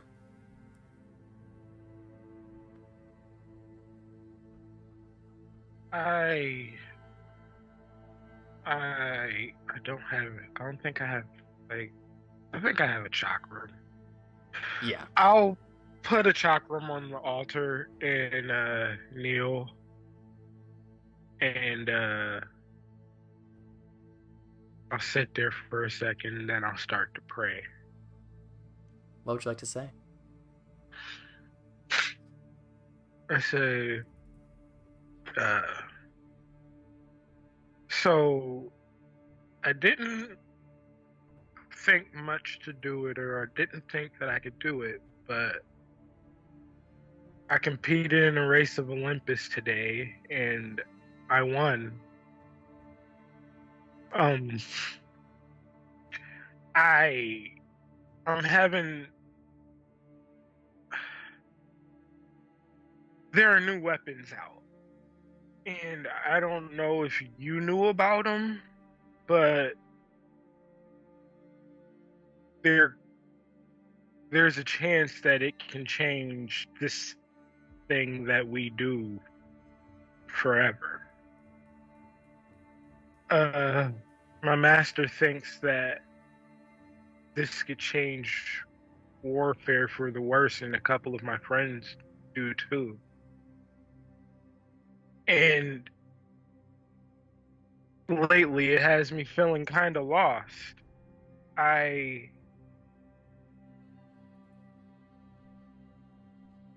know that we need something as humans to protect us from things that we can't defeat readily. And I feel like there's something more that should be done, but at this point in time, with everything going on, I don't know what that is. And I was hoping to talk with you would help me more. That's it. Go ahead and roll a D100.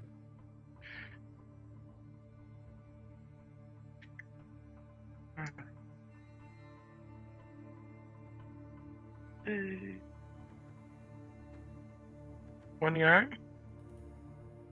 What was that? 29? 29? I think that's in your target, right? I thought it was like 21.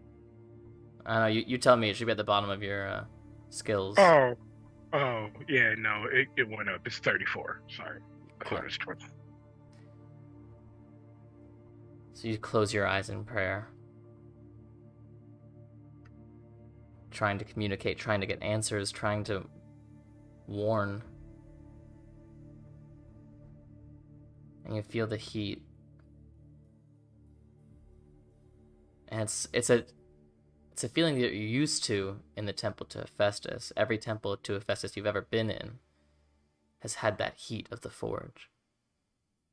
And with your eyes closed, you just sort of feel it on your back before you realize that there was no forge in this temple. Just a room underneath the forge. And as that realization hits you, you open your eyes and you see yourself in the center of a bright red volcano. And you see a man before you, sitting in a chair, not looking at you, working on something.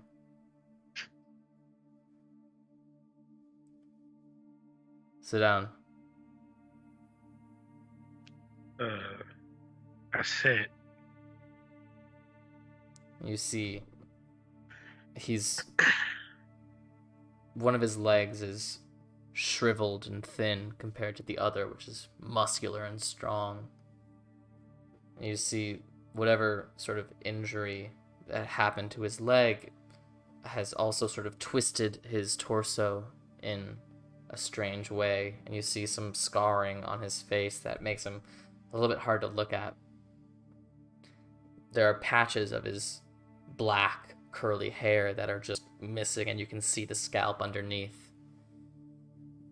But he's got strong arms, a strong brow.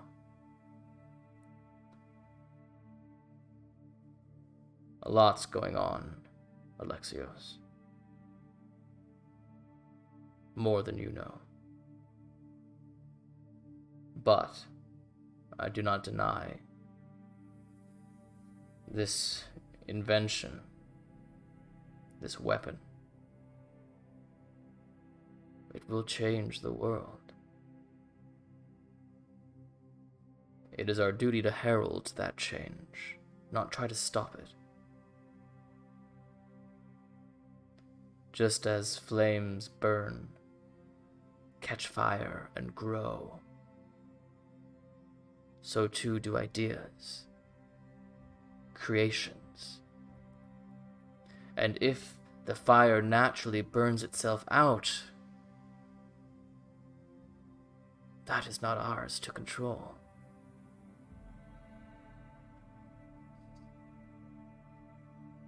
But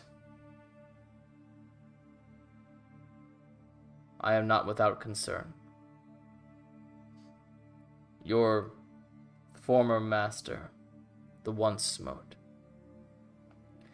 I hear there are different stories on Gaia about the conditions of his smiting.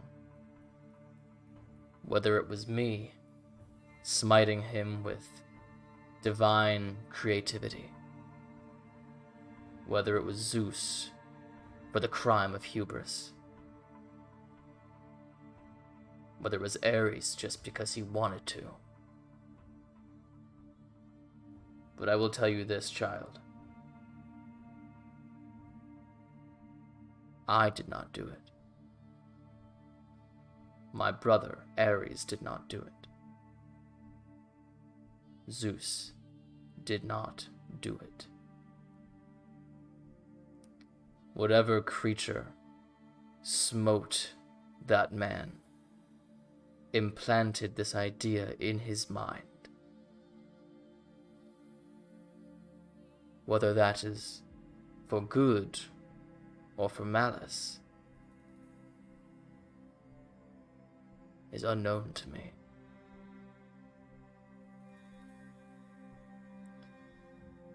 But all that was provided was a spark.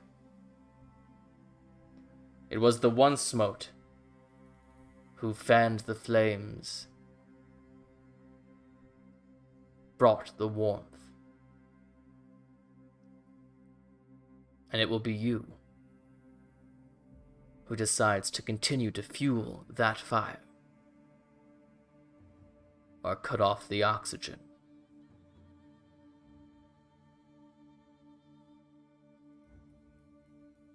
You are doing well. There is more to do.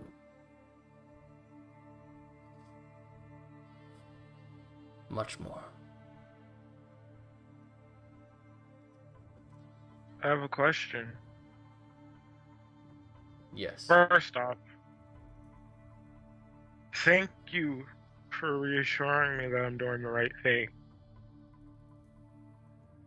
Actually, there's a lot of questions I have to ask you.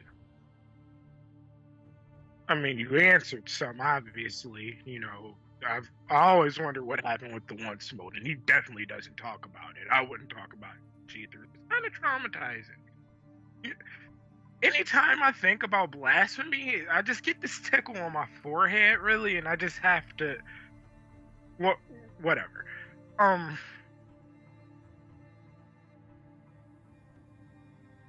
Does Poseidon know? Do the gods know about Apotrepo?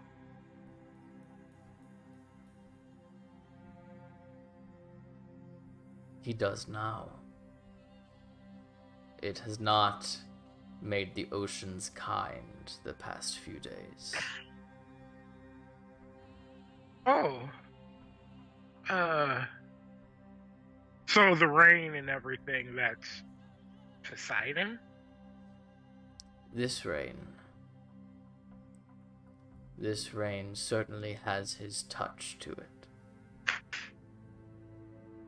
Oh, that's good. If he's pissed, he's gonna do something about it. I believe something is being done as we speak. Oh, that sounds promising. Can I ask you a question about... I guess it would be about Tiamat to begin with, but more...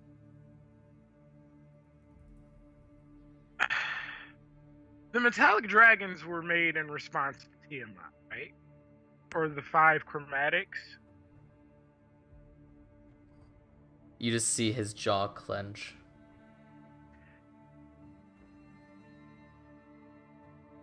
Get to your point. I apologize.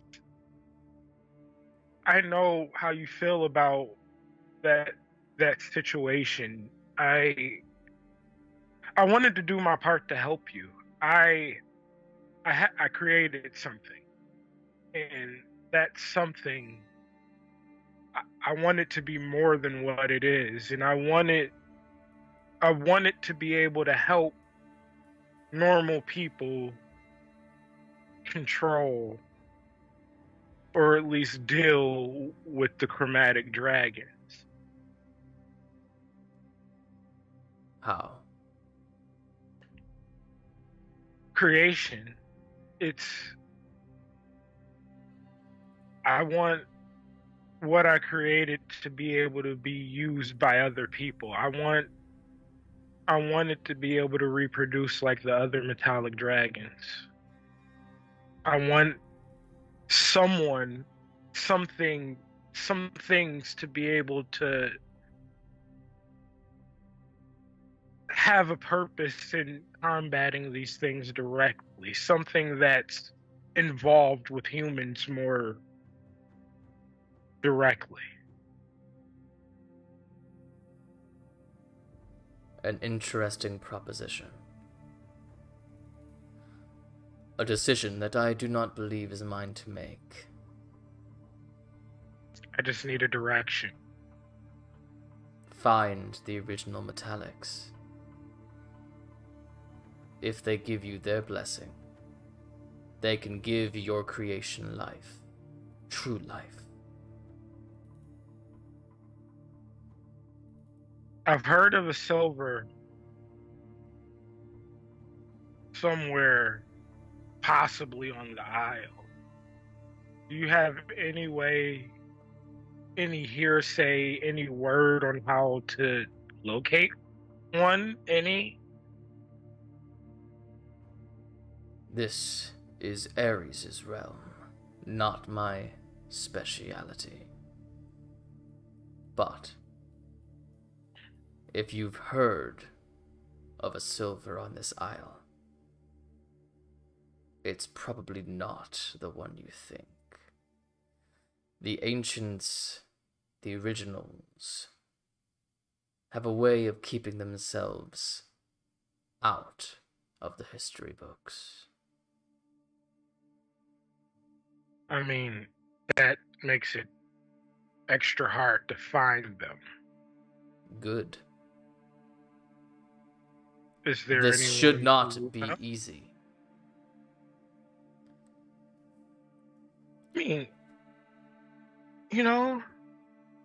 easy isn't something that, we like to deal with. It's just that, I got a lot working against me. We have links of Tartarus. Alright. One piece of advice before I send you back. It would be wise to find yourself a way to traverse multiple planes. Only a few of the original dragons still call Gaia home. The others have found themselves much more at home, a bit more removed.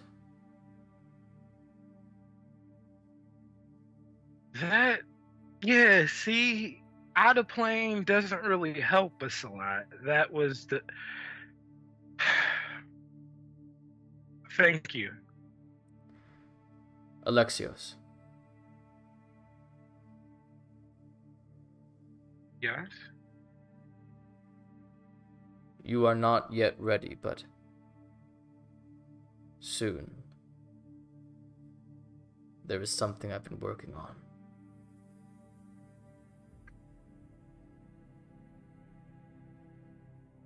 When you're ready. And you are sucked back into the temple. Holy shit. I am fanboying out.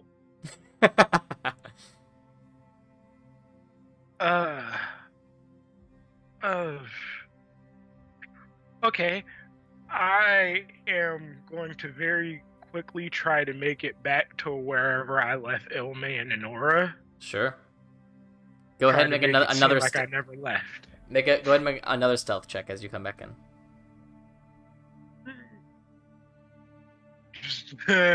11.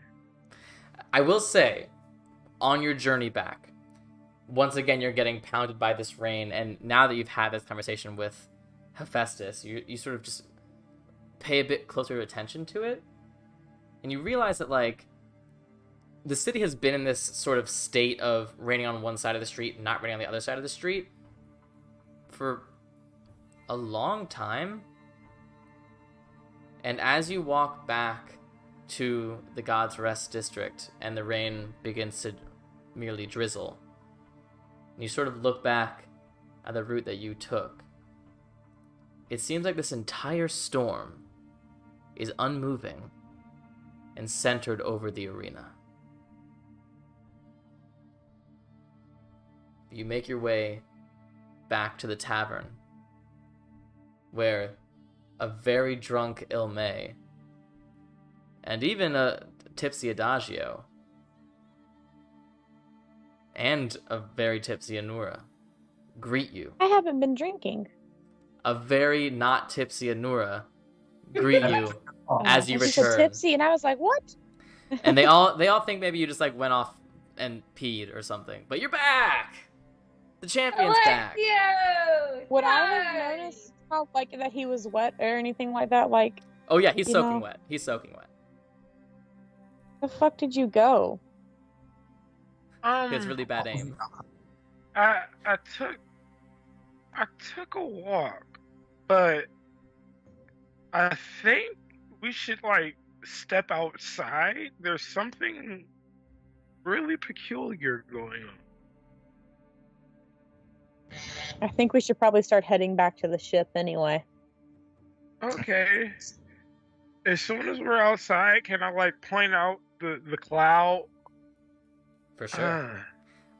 Anura, So as a druid, as someone who is very familiar with storms, upon him pointing it out, you do realize this does not seem like a normal storm.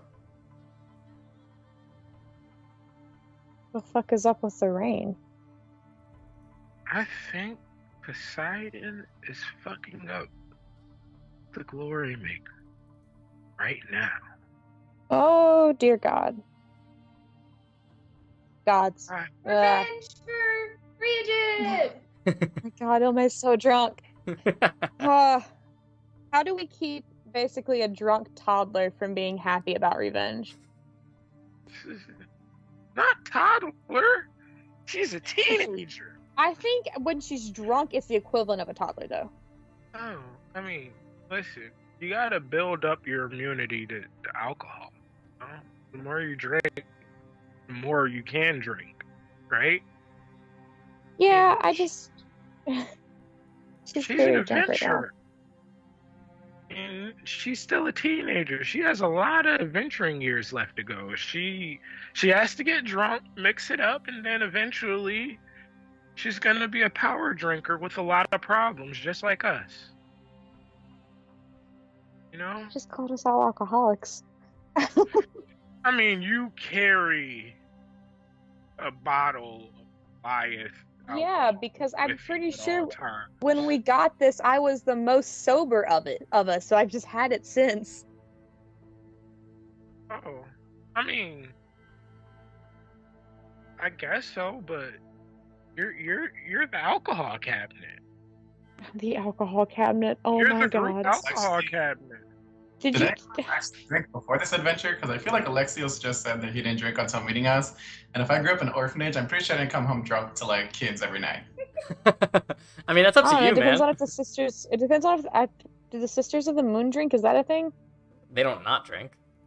We have Okay, seen I didn't know. shit. I mean, druids in the forest, like, I'm sure they do way more interesting stuff than drinking. Yeah, that's what I was more along the lines of anyway. So, Bow shooting and drinking. not quite, but I'll let you keep thinking that one. It's an extreme sport, but you So know, is we on that or a Rashaka? We might need to check up on that because if he gets mad, that could go very bad for us very fucking quickly. not very quickly. Probably. I mean, relative I do to know everything else, very Rakshasas quickly. can only die where they're born, and I do know that it takes time for Rakshasas to come back after they die. So he might be giving us like a little grace period. I'm You know? more of concerned, I think, relative to everything else, that grace period's not long. I'm just saying, like, I don't think a Rakshasa can go toe to toe with either Poseidon or anything Poseidon would send after him. I mean, yeah, I don't know. I'm just a little concerned because that could become very bad very quickly. Revenge to Ryujin! And then I leave. Oh my god. Yay! See, I like who she turns into on the aisle. Very, bloodthirsty. It's like when in Rome, right? I mean, yeah, No, I get what you're saying. Like, he could be giving us a grace period. I know she moved that, but Ilme is definitely a completely different person currently. Okay, so how about this? We sleep off all our alcohol. We go check out the Colosseum in the morning. We should see like a half or a dead cat person. Oh, wait. Yeah, we should see a dead cat person. And, we go on about our day, right? About how long does it take for him to come back? Did we talk to Ryujin about this? Yeah. Well, if you know about them, I thought you would know. Yeah, I think you guys determined that at least this time it was probably about a 6-month difference. I remember you saying 6 months. I don't know if Ryujin said that to us. I think he did. I think we had asked him how long ago it would have been. Yeah. So yeah, 6 months. And how long have we been together at this point? Less than that. Yeah, like, okay, so we've been together like 3, maybe 4 or 5 months. 6 months, we're gonna be in a whole different realm. By the time he comes back, we're gonna we're gonna be able to cut off his hand and use it as a souvenir or something, I don't know. Get How long real we stayed fucking in Delphi, primal. we might not be. I mean, How long we stayed in Delphi, we might not be in a different, very far away. So Ilme left. She turns on her ring of invisibility and decides to sneak up on them two, and if she can, and she's gonna be like, Rakshasa! In their face, trying to scare them. Go ahead and make a stealth check with disadvantage. I love Drunk Ilme so much. 15! 15. Oh, you're just past my passive. Above all 3 of their passive perceptions. Or I guess the dodge is not there anymore. Just Alexios and Nora, above both their passive perceptions, you scared the ever-living shit out of them. You rolled a 4, by the way, and still was able to get past. I mean, I know if someone was to scare Nora, I know Nora would immediately retaliate, and I feel kind of bad. I mean, you recognize Ilme's voice. Oh, I didn't know if I recognized her voice or not. Yeah, it's just the shock that scares the shit out of you, but then you're like, fucking Ilme!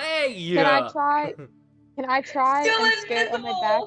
Instead of saying fucking Ilme as soon as she does that, can I try and scare her by like immediately looking like I'm about to attack her? Sure. You turn around and you have no idea where she is. Oh. What I would have heard where she was at. I was thinking maybe if I knew like where the voice came from, I want to turn towards that. And then I'm gonna poke Nora on the shoulder and be like, "Not there, am I?" Nora, you're just like sort of whipping around yourself. I'm gonna cast Primal Savagery and be like, "All right, you wanna keep doing this?" Poke him one more time, and then hide Alexios. Well, as soon as I get poked, I'm gonna like wheel around like this, and go ahead not and make, like actually scratch, but make an attack roll with disadvantage. Okay. Oh, that was nice. That was kind of nice. 22. Oh yeah, that hits. So I'm not trying to actually like scratch her. I'm more of just trying to like curl my arm like and basically like stop her. Yeah, I'll say you could take 1 point of damage on me. Cool. As Anora's just sheesh. Not fun anymore. And I'm gonna immediately, now that I have my hand on Ilme, drop Primal Savagery and just kind of like put my hands on both of her shoulders where I know where she's at and start like marching her back towards the Trimocrates. Staying invisible the whole time. It looks like you're a zombie, Anora. I'm fine with that, whatever. But you guys make your way back through town. Can I cast like dancing lights to keep her entertained? Sure, absolutely. You eventually head back to the Chomocrates to meet up with Adagio and Ryujin, and eventually find yourselves to sleep. Woo! And we're going to take a break there.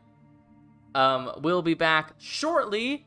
Thank you guys for joining us. Do not go anywhere. We'll be back so soon. Go pee, but don't go anywhere. I know that's contradictory, but I don't care. Bye! And we're back. Welcome, welcome. Welcome back, hopefully. If you're new, welcome, welcome. You're coming in the middle. So, you guys can all take a long rest aboard the Chomocrates. When you wake up in the morning, the storm is gone. The sun is out. A bit hot for this time of year. A bit uncomfortable.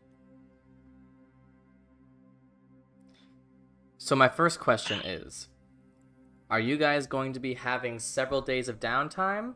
Or do you sort of want to take it day by day? I think we're going to have at least 2 days, right? Yeah? Yeah. I was gonna do I was thinking like downtime. Sure. Mhm. So let's start with 2 days of downtime. So, I'm just going to go around and we can talk about things that you would like to do over those 2 days. So, who would like to begin? There are any really cool magic item shops? Here? No. I mean, you can get like I you can get like enchanted weapons and armor. already have really cool armor. Yeah. You would be able to purchase like a +1 of any type of armor or weapon. Can I I need to talk to Alexios first before I do anything. Sure. So, Alexios, keeping everything out in the open. Wanted to get your opinion on if I should try and talk to the Thieves Guild here. I mean, I have some connections. Didn't know if we could get any more information about the Eyes of Gaia and about the Glorymaker / Maynor and stuff like that. But I wanted to run it by you first. If I go by myself and go and do this, letting you know where I'm at, and also if you know where I could go. I wouldn't know much about the Thieves Guild, would I? You would know nothing about the Thieves Guild. Yeah. You don't even know if there is one. Oh, but like regarding like the Glorymaker and the Eyes of Gaia, I did figure Alchemanos, he gave me their signal sign. I already know what this is, don't I? You do, Already, for sure. Yeah. Oh. Well, turns out I'm not as helpful as I thought I was. But don't die. And if you need to try anything risky, let one of us know. Don't disappear. Okay. Let go, but don't get killed where we don't know where you are. Be safe. Yeah. Okay, just letting you know, I'm gonna try and see if I can find this Thieves Guild, because I'm almost positive there's a Thieves Guild here somewhere. I mean, by all means. Okay, cool. That's what I'm doing. I guess I can start. Yeah, I guess you're starting. Go ahead and make an investigation check for me. Okay. Probably go around different taverns, flash the piece of jewelry I have. Yeah. Okay. Investigation. Sorry.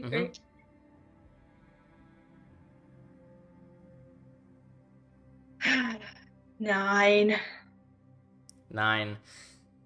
It takes you, so the first day, no bites.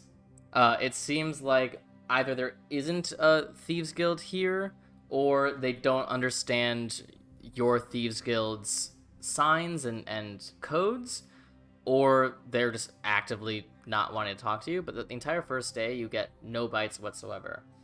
Day 2, you try to find any other spots that you didn't go to the previous day, and then you just start repeating spots, and you start to notice certain people who were at that tavern yesterday, and they're at that tavern again today at the same table. Maybe there's a regular.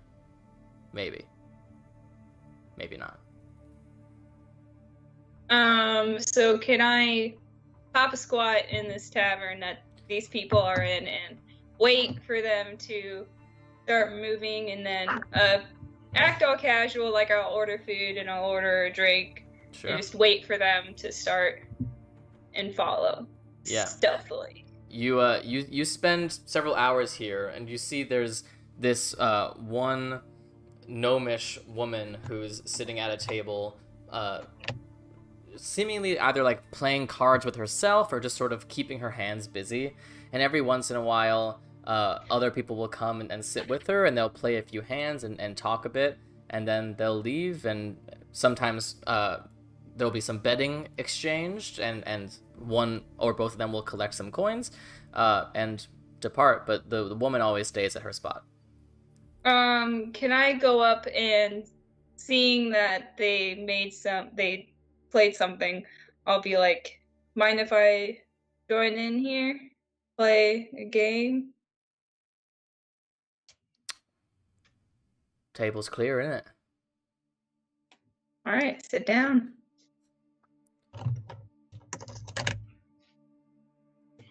She says as she begins passing cards to you in Thieves' Cant. It's polite to ante up. 10 gold. She takes it. Still in Thieves' Cant. What do you want? Coming for some information, if you're willing. I've heard about the Eyes of Gaia. I'm from Delphi, and the pocket, right? That's what it's called. Yep. Yeah, and there's a subgroup in the pocket there called the Eyes of Gaia. Was curious to know if that's the same here, and who I can get in contact with. All information has a price. What is that? Depends how much it matters to you.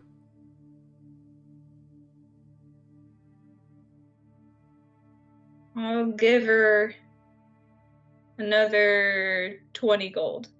Okay. She takes it. I've heard the name whispered. As far as I know, it's not involved in my organization, but I could just be out of the loop. But they're powerful all over Gaia. They got their fingers in a lot of pots. Parasite. In a lot of different organizations.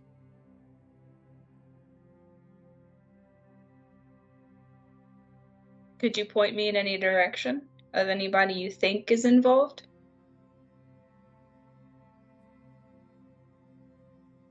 I don't know, my brain's a bit foggy. Give her another frickin' 15 gold. Okay.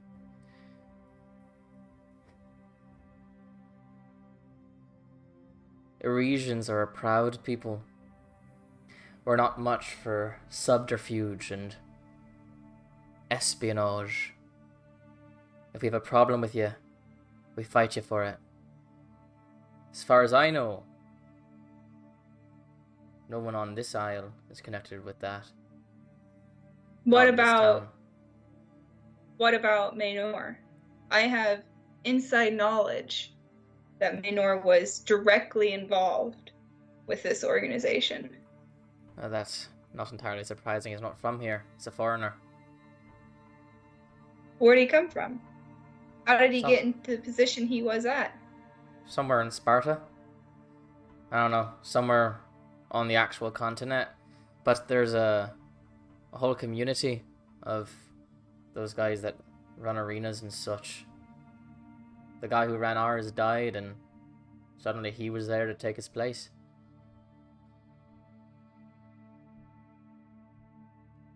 Okay.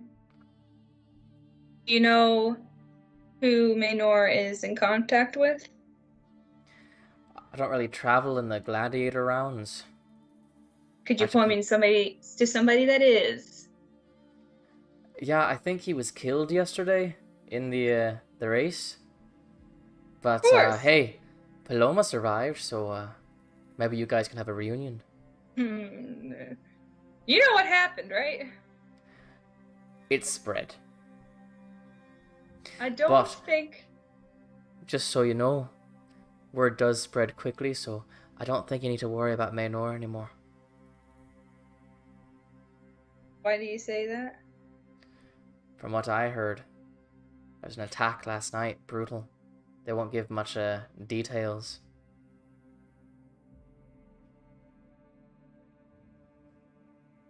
I heard the word flayed. Okay. With that, I'll get up and start heading to the arena. Hey, you forgot one thing. I won the hand.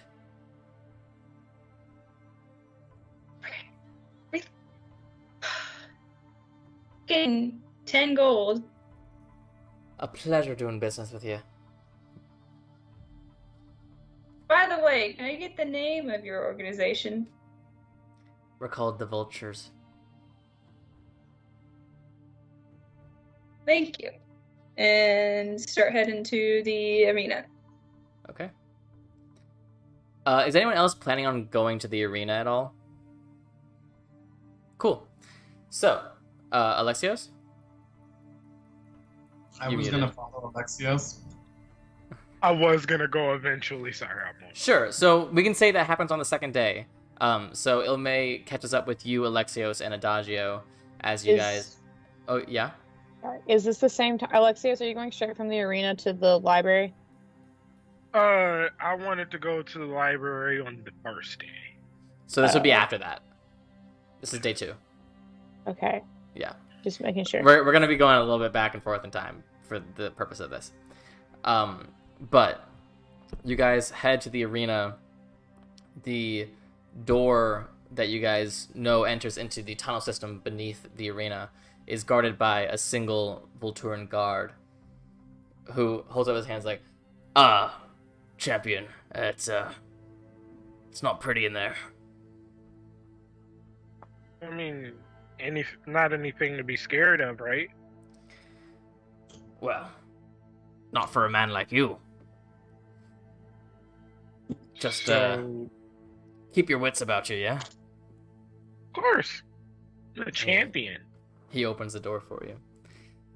As you guys enter this tunnel system, the first thing you notice is that the storm seemed to have done some structural damage to the arena. There are drips at various points as you guys are walking through, and there are some small puddles on the ground as well. Completely silent here in these tunnels. As you walk, puddle and drip and puddle and drip. Eventually, you get to a puddle that starts as a puddle, but then the unmistakable look of a puddle sort of like dragging forward, like as if you took a paintbrush and just slid it down the tunnel. And you guys just sort of follow it until you find yourselves at the gate to the actual arena itself. The gate that you all entered and exited through. The one that leads to the battlefield. At first, you can't notice anything besides the smell. By the way, trigger warning, gore again. Pinned onto the gate, onto this wooden gate, almost like a frog that you're dissecting for science class, wearing the robes of Ringmaster Maynor, but unmistakable tiger head on top. The entire chest and legs the skin has been peeled back and pinned to the door. You can see organs and blood and everything, bones, just sort of slowly oozing out of this figure. And the blood mixing with the water on the ground. And smeared in blood on one of the walls, you see a message in Celestial that reads, "Strike 2." You also notice around this pinned body of the Glorymaker, the wood around him is leaking. And it almost feels like it's moving. Like there's a powerful force of water behind it.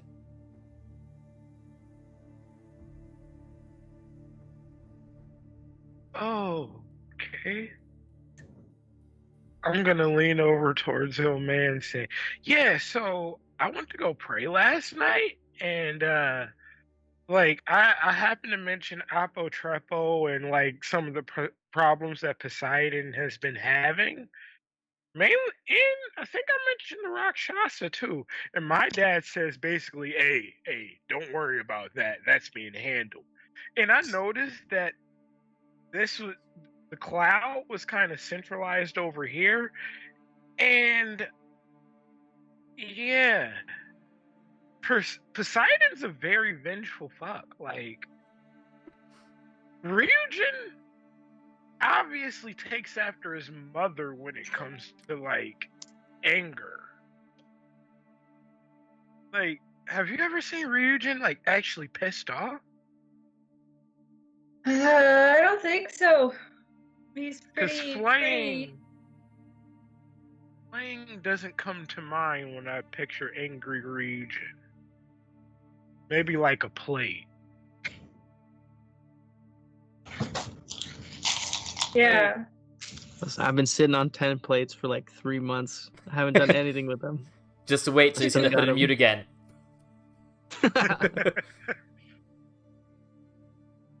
So, I guess our Rakshasa problem is solved. Till he comes back. That's like 6 months. Like, you and Honora worry too much. We get a lot done in 6 months. We almost destroyed the town. We killed a dragon. We fought sea monsters in the span of 6 months. We are going to be fine. Well, I guess we have to go to the underworld anyway to figure out what's wrong with Hades. So kill 2 birds with 1 stone. Or skinning a cat. Right? That's a thing too. Right? Have you ever heard that one? No. Maybe it's an Isle of Ares thing. Yeah, we have violent analogy, sorry. Should we go back and tell the others? Like, oh, Ryujin can go places now. I mean, he's still considered dead. Do we want to keep it that way? I mean, for what? The guy who wants him dead is dead. What about his contacts? But yeah, I mean, I just got off a conversation with the Thieves Guild here. By the way, it's called the Vultures. So there is one here. But they were telling me, I was asking about the Eyes of Gaia and if they knew anything, and they were saying that the Eyes of Gaia isn't involved with their Thieves Guild that they know of. But the arenas, like all the people that run these arenas, I got the vibe, at least for me, that a lot of them are connected to this, especially because Maynor was.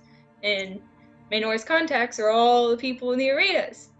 So I feel like they probably knew something. And I feel like if we bring up that region is alive and healthy, that we could still have some repercussions in some way. That's the best part. The Glorymaker killed Ryujin, and Poseidon killed that fucker that night. So, No time to put out a hit on Ryujin. And even if the off chance that he did, right?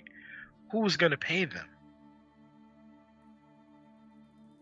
I mean, I guess we'll let Ryujin decide if he wants to come out of pretending to be dead. I mean, he probably still feels dead right now.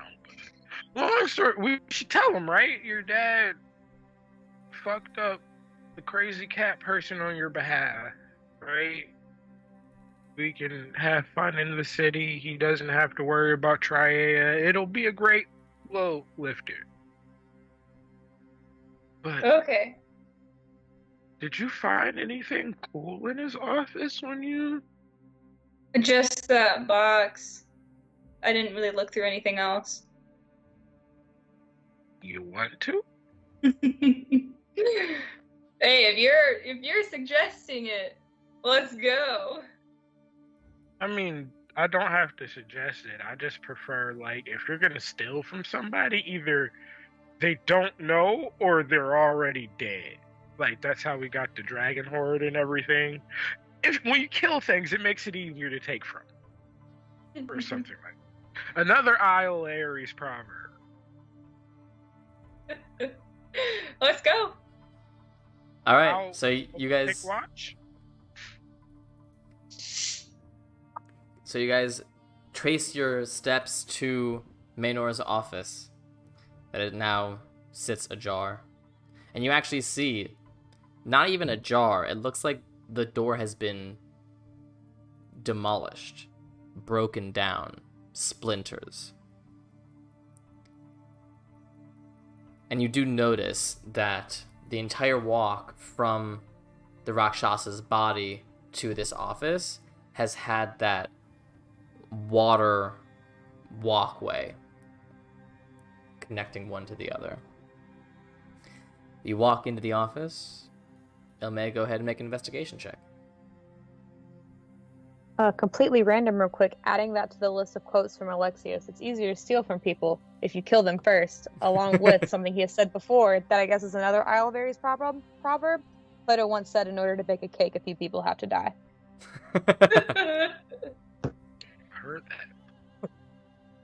17. So you look around. I mean, a lot of the stuff in here is like order forms for lions and, you know, that kind of thing. Paying people for going into the mountains and collecting monsters and stuff, that kind of stuff. However, as you're looking through his desk, you do find a drawer that seems to have a false bottom. Alright, let's open this up.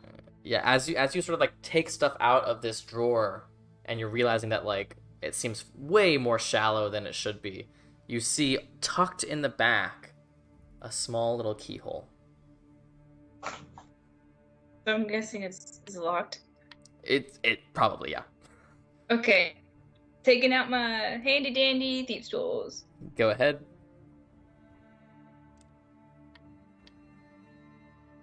I just want to point out those are my thieves' tools that you never gave back. Oh, I was not planning on giving these back.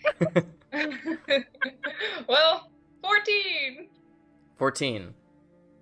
It's not a terribly difficult lock. The challenge is really seeing it. And so once you see it, you can definitely click it, and you pull this false bottom open, and you see just two things. You see a very familiar pin of a 10-petaled flower. And you see a stone that you and Alexios would recognize as one half of a pair of sending stones. Ooh. What should we do with these? I mean, we should definitely tell. We have to tell Ryu about these. About this first before we use the sending stone. He might be able to, tell us a little bit more about we happen to contact if we contact them. Okay. So, wanna head back? Is that? Yeah. All right. So you can add one sending stone, not a pair of sending stones, to your inventory, as well as a pin of the Eyes of Gaia. So, that was Ilmay's 2 days. Let's back in time. Ryujin, what have you been doing these past 2 days? So, Ryujin has just been reading that book and like really just thinking as hard as he can about everything that's happened and how he feels about all of it, why he's in the position that he's in, and just really kind of pondering everything. Sure. So in he's those been reading and like thinking, Yeah. looking, like staring himself in like a reflective object, you know, just like. In those 2 days, how many hours do you spend reading?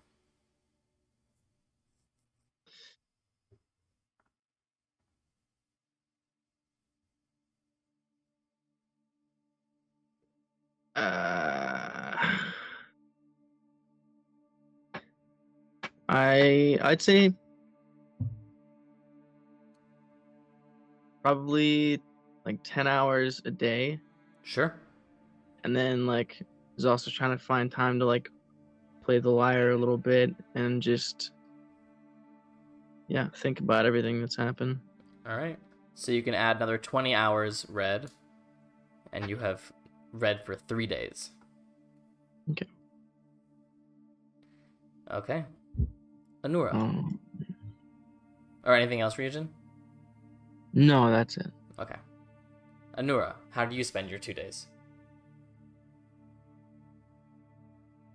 Sorry, my computer is taking a moment to unmute. The first day, I'm going to go with Alexios to the inner ring and go to one of the libraries I know. Sure. So, Alexios, you and Anura head to the singular gate into the inner ring. You see it is guarded by 2 Volturan guards. As you approach, one of the guards points you out, and you see them sort of like shoving each other and laughing, and you see some gold exchange hands. And as you approach, just go, "We had a bet how long it would take for you to get here. I thought it was going to be last night, but here you are. You waited a whole day. I'm proud of you." What is that like? Why? Is there any rush for me to get here? Well, I know, like, I have an apartment here or something like that, right? Yeah, in our experience, most new champions want to check out the fancy district as quickly as possible. Here, and he hands you a medallion that looks like it has the symbol of a vulture with wings spread. That is the gift from Her Majesty herself. Oh, That'll get you entry wherever you want. nice. So does it work for my friends too, or do they have to be like directly with me, or do you As long stop as they're them at with the you, gate? not a problem. But if they ever leave your side, we got a problem. Oh. Yeah, I just lean over towards Honora. Yeah, stay close. I don't think they're joking about that. No, Yeah, I we are assumed as not. much. I guess you'll have to figure out. I guess I'll have to tell you why I wanted to learn more about the muse, but it's fine. Any places with like books? Your library.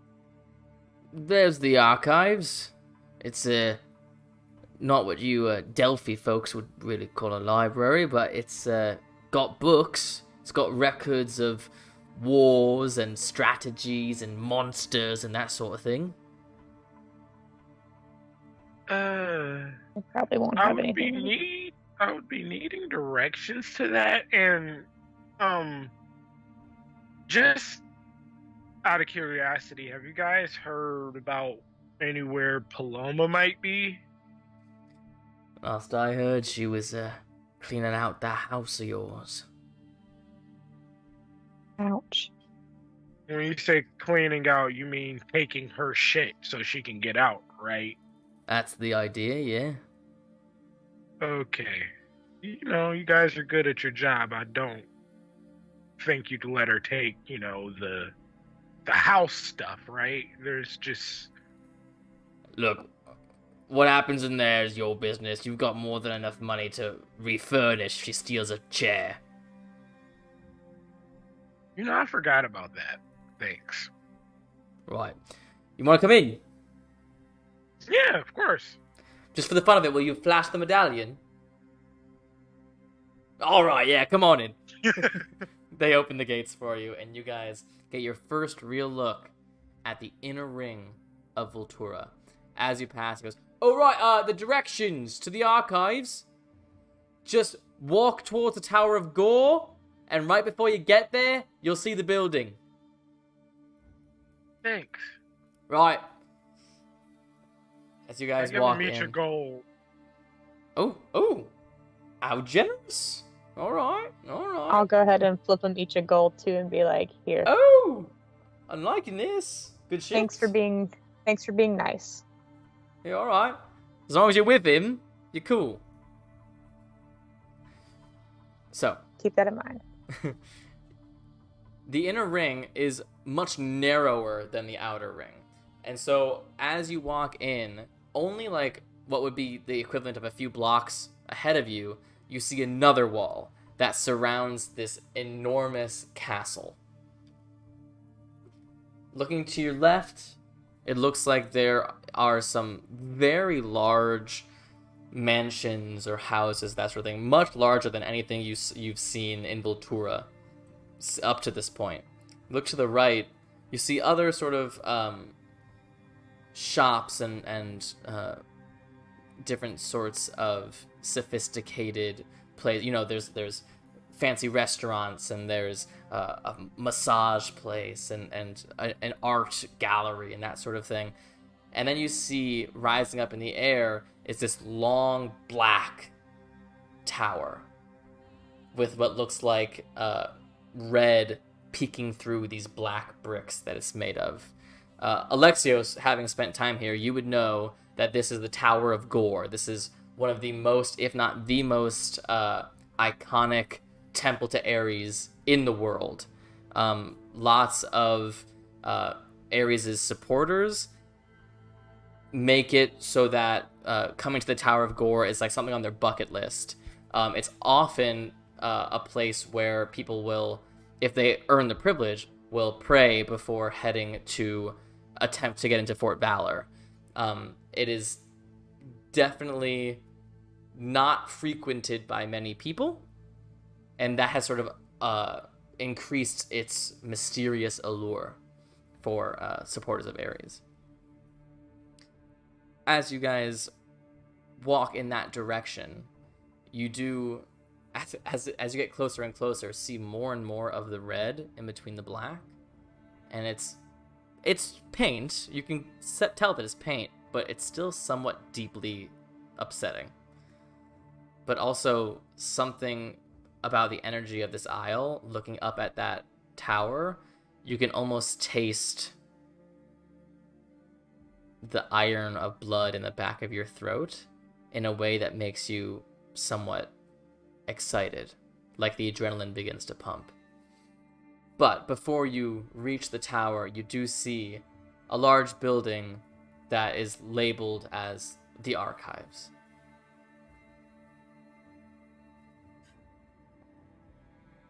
Oh, there it is. I mean,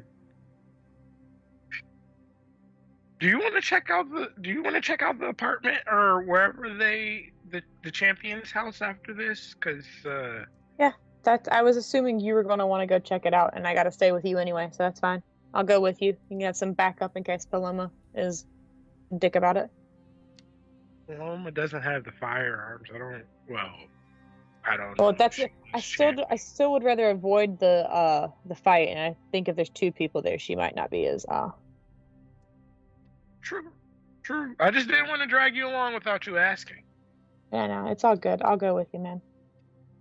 All right. Let's go inside the archive first, though. I have a lot All right. to do. You enter the archives, and you guys have both been in several different libraries at this point. This is not what the library in Delphi is like. First of all, a lot of these are scrolls. There are some leather-bound books like you would see in Delphi, but a lot of them are scrolls. A lot of them seem very old. It does not seem as organized as Delphi's library, but you do see, as you come in at this large desk, you see a halfling woman with blonde hair in a braid. She looks up. Hello? You're the champion. Well done. Can I help you? I'm looking to do research and a gesture towards Nora, my friend, also. Oh, of course. Looking for strategies of battles past. How can I help you? For me, I have 3 things. I'm going to list them in order of importance. Animal or beast that can paralyze, stun. All right. Preferably by some sort of venom or gas. All right. And plant that would do the same. Oh, okay. You could have asked me that. Oh. Under my breath, I'm like, you could have asked me that. I didn't know that you were just like a walking. I know this plant. That seemed kind of racist.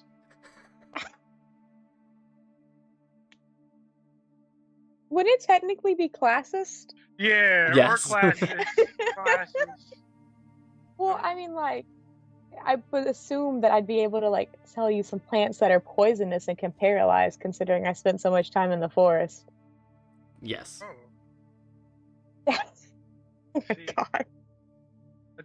I just didn't think of it like that. It's fine. And the third thing being dragon sightings? All right. That is 3 very different categories. Let me see what I can rile up, and then I will ask your friend for what they would like to research as well. Would you like to sit at a table as I bring you some options? Yeah. Is there a champions table? Yes. This chair is reserved for the champion. Sorry, I didn't I just like saying it. It's really funny. Right. I will be right back. You make yourselves comfortable. And she just hustles away. She's gone for about 2 minutes before she brings you a book and several scrolls. You see the book is labeled Dangerous Creatures and Their Skills. And you see some scrolls about dragons on the Isle. It seems like that's really the only thing they have readily available. And a sort of a traveler's guide to plants to avoid. You can go ahead and make an investigation check for whichever one you'd like to start with. Investigation check. Okay, that's good. I want to do the animals and their skills. Sure. Go ahead. That's 16 plus 8. Hold on. Or 24? 24. There is one animal that is sort of like iconically known for petrifying its victims. I mean, obviously, like Medusas are in here as well, but they mention gorgons, which are these sort of like metallic bulls that have this gas that can petrify. They're not the only creatures that can do this. Basilisks can also petrify. But gorgons are sort of the iconic version of that sort of animal. So, is petrifying and paralyzing the same thing? No. So to paralyze something, you just have to sort of like incapacitate them and prevent them from acting. Petrifying is like what the Medusa does. It turns them to stone. Stone. Yeah. Just really quickly, can you guys help me recap like everything that I petrified with that head? There was the thing in the arena. The Deva. There was one of Apotrepo's heads. Yeah. Did we paralyze the body of Apotrepo with it or not? Just the head. I thought no. I think you just like I think you just wounded the body enough that it stopped it from moving. Right. I just kept casting guiding bolt on the body. Yeah. I thought there was like two more, one or two more. I don't think so. I think you rarely use it. No, there was something else. Was there? I think when we first got it, we talked about different uses and we thought about using it a lot, but I think Apotrepo was the first time where we saw something big enough and thought to use it. I think I've tried to use it a few other times at least, and it didn't really pan out, so I put it away. Or maybe I petrified like a person. I don't know. I can't remember. I thought she petrified a person, and I thought it was before the... Keep going. I'm gonna look through the notes because it was before the Fae Slumber, and that's where my notes stopped at. So keep going. Maybe it was no, it wouldn't have been that. It was my new notebook. I remember that. Regardless. Sorry, carry on. My bad. Alexios, what are you looking at next? The plants one. All right, go ahead and make an investigation check. That is 19. 19. So there are a lot of plants that have some sort of defense mechanism, gas that can negatively affect people. There's one that's called the gas spore, that has this explosion that it can do that can poison people and fuck them up a lot. There's also something called the corpse flower, that if someone gets too close and they're not strong enough, that they could be incapacitated for a period of time. There's a lot of plants that have that sort of it's sort of like one of the go-to plant defenses is to be able to and fuck someone up. Would I know of anything like that's on the Isle of Ares? You would know that of the corpse flower and the gas spores are rarer and are generally found near beholders and where beholders could layer up. Corpse flowers are more likely to find in the wilderness of the Isle.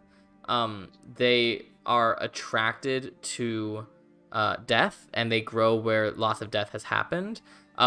Corpse flowers are well known on the Isle because they often pop up on battlefields.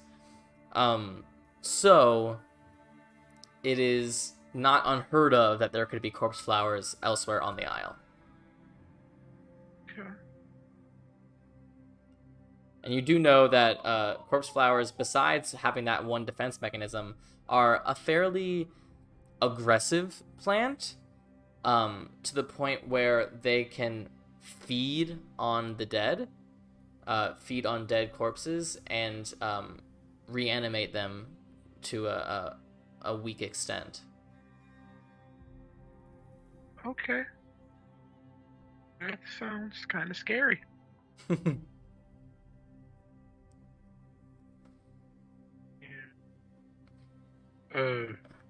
Dragon book? Yeah. Go ahead and make an investigation check. Real quick, I'm looking through this. There's just a thing I have written from when I met the hunting party that just says, "Oh shit, I have a Titan on my finger" in all caps.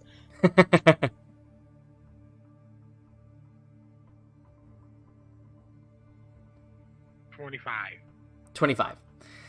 So, these are records of various people's accounts of the wilderness of the Isle, specifically regarding dragon sightings, and they are fairly unanimous that there seems to be at least probably just one red and one silver dragon that exist on the Isle. They are often found in combat with each other. They look massive. They look like they are probably ancient dragons. And they have been named by the people of the Isle. Whether or not those are the names that the dragons themselves chose, or if they were just chosen by the peoples of the Isle. Sometimes together they are called the Dancing Dragons because they are constantly in fight with each other. But you do learn that the red dragon is called Ashlek, the Charred Sky.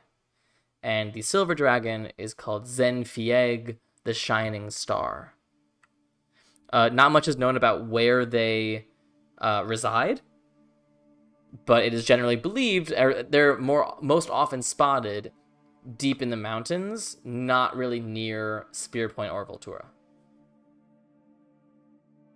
They're often, because they are so ancient and powerful and they're almost constantly fighting with each other, it is, most of these accounts just say, like, if you even get an inkling that you might be close to where they may be, it's a sign to turn around and go home. Because anyone who has tried to sort of stick their finger in the middle of these two dragons loses that finger. So, like, they fight in different places? Yeah, they pop up at various different places in the mountains, but it's usually like, I mean, there are some accounts here of, like, finding what looks like the silver dragon at a watering hole, and later finding signs of the red dragon's temporary nest for a night. So it's not like they're only ever fighting, but more often than not, what draws people to see them is the sounds of their battling in the skies or on the mountains. All right. Okay.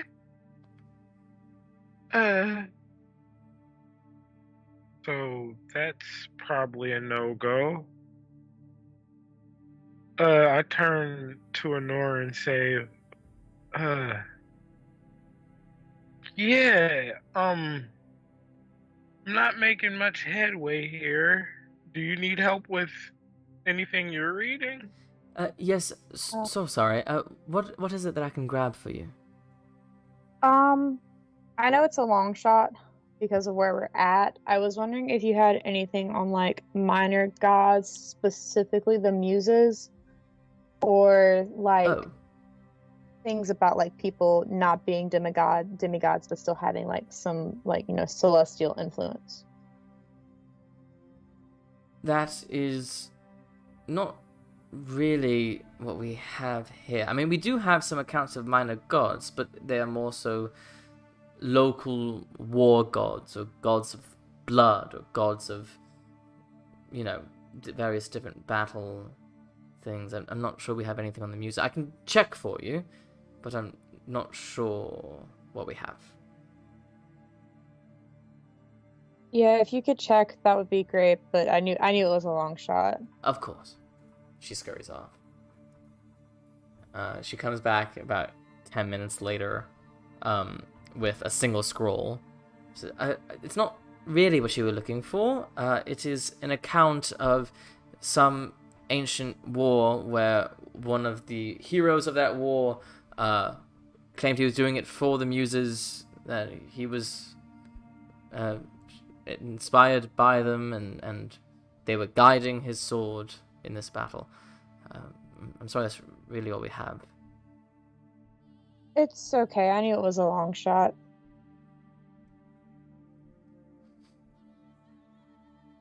So anything else?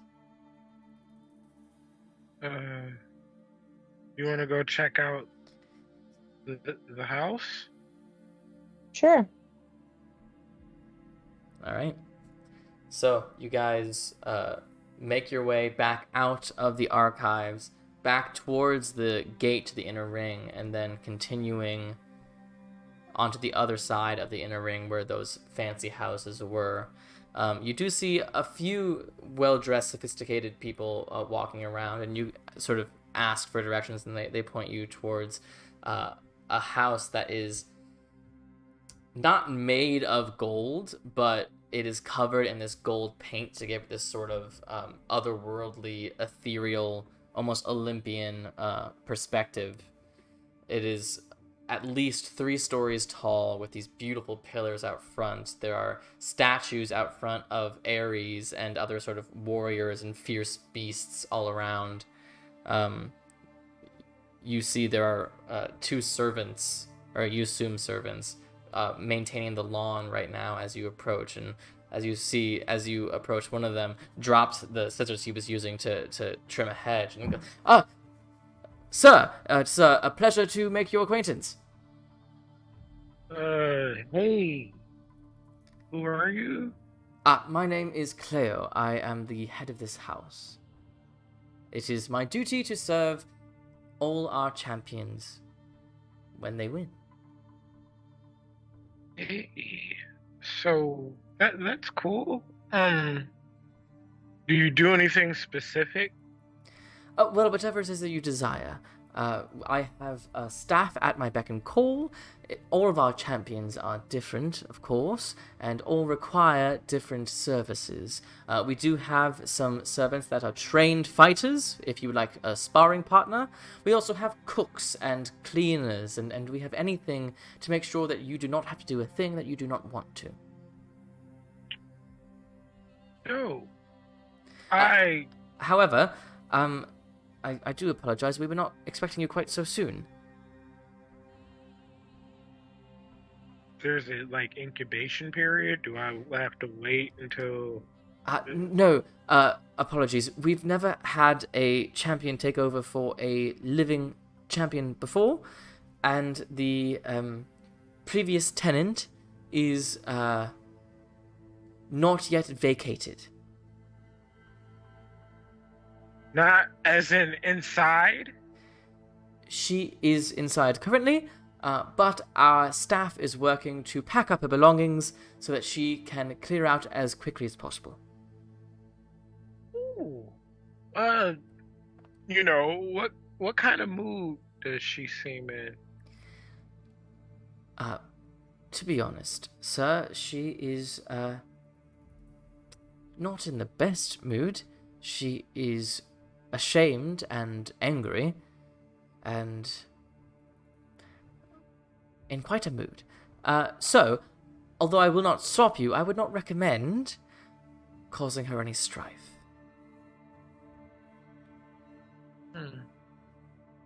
Seems like the perfect condition to meet and talk. Whatever you say, I sir. have no choice. Honori, you gonna back me up? I don't have much of a choice. If I leave your side, I'll probably get murdered. Ooh, I forgot about that. Hey, that's really convenient. We're just gonna talk. I have no choice but to back you up, man. I mean, I would anyway, but still. So, point of order, if she does attack me, since I'm champion, you all have to defend me? Well, those of us who are trained fighters certainly will, sir. However, we often find that, two very capable gladiators who could both be have been champion in their time, perhaps it is something that you would like to settle yourselves. So, we will not interfere until you ask us to. That's fair. She's kind of family. I think she'll be a little bit pliable. Is that a good word to use? We'll talk. Pliable is the word. I mean, you know what I meant, right? It's gonna be okay to talk because I handed her ass to her yesterday. Yeah, most people would not want to talk to the person who handed them their ass, but I mean, I'm going to. I can hand her ass. I'm going to be making fun of Alexios, but you figured out yourself, oh wise champion. I like the sound of that, really. When y'all say that, like, I know I don't think I could really say it didn't any want more to fight. sarcastic. I mean, sarcasm is like hidden flattery. Like you admire me so much that you can't stand to admit to me that you're feeling cross with me, so you say nice things instead. Right? No, that's not how it works. If I could, I'd add other languages, I'd add sarcasm as a proficiency. I mean, it's not nice, I promise you. Don't worry, it'll be fine. I'm gonna give Nora a hug and we're gonna go inside right now. Let's go. As soon as he hugs me, I'm just gonna like sit there and just kind of like push him off slowly. You walk through these enormous double doors and find yourselves in this beautiful foyer. There is a stunning chandelier above you and a spiral staircase leading up. You see there are some other servants here, but you see that they are all sort of making their way up this staircase, and you can hear from above you some servants going, "Ma'am, we really do need to be getting going." And she's like, "No, just please, just please." Coming from upstairs. I feel bad for her. I am going up the stairs, and while I do, I'm just gonna, "Oh, sister?" There's a pause. You've got to be fucking kidding me. What are you doing here? Please, please, please, just give me a little bit more time. I don't mean any offense whatsoever. I wanted to talk, if that's possible. I'm not gonna kick you out now, but it is kind of. It's. Are you going up the stairs? It's a good time to talk, right? Yeah.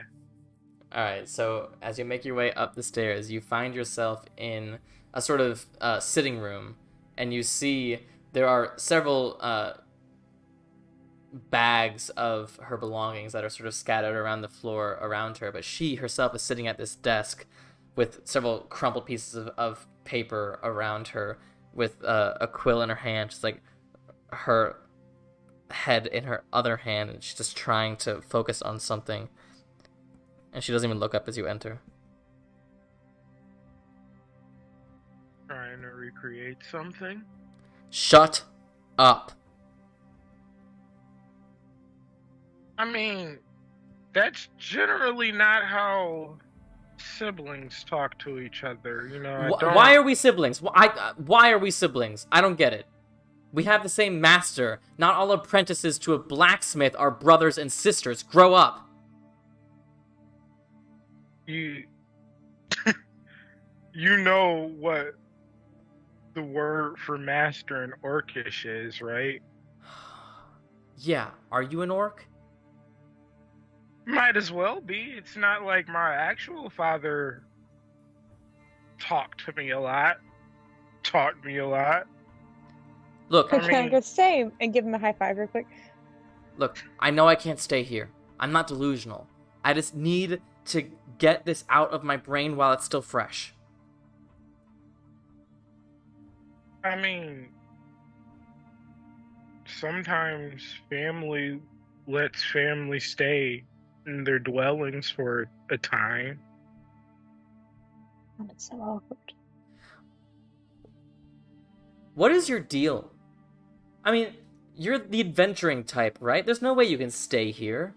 There's no way you'd want to. So you take my crown Just to throw it on the ground as you leave the town? Is that your plan? I mean, if it was as simple as that, I think I would have took your head in the arena, right? I don't mean you any humiliate. In fact, I tried to talk to you before it happened to get you to stop. I would have never laid a hand or a blade on you if you agreed. But, you know, sibling rivalry and all that. Don't condescend to me. No offense. We're all here in this world for a purpose. My purpose is to revolutionize warfare. That's what we've all been training for, Alexios. What's with all the inventing? What's the point of it all if you don't change the fucking name of the game? I mean, what you change the game's name into does matter too, also. What you were going to do is going to create death each and every way, and while death is what we do, it doesn't have to be wanton. We can control the flow. Did you give all of these same concerns to our master when he made cannons? A far, far more powerful and dangerous version of what we're making? Weapons are just weapons. They're tools. Just like all the tools we use to do everything that we can do. They're tools, and whether they're wantonly violent or not depends on whose hand they're in. Exactly. And if we control them, and we determine who gets them, I agree. I think it would be really bad if we gave the Spartans all the firearms in the world and watched them destroy their enemies. But if we give the Spartans firearms and the Athenians firearms, then the battlefield is even again, we get rich, we become famous for revolutionizing warfare, while warfare itself stays exactly the same. It's all an illusion, Alexios. The illusion of change, when the battle itself will always stay the same because that is who we are as people. That is why you and I will always have a job. But you are so noble that you think that this is some line in the sand that we cannot cross. Well, I'm telling you, we can. And if we don't, someone else will. And the only difference will be it'll be a worse product, and we won't be in charge.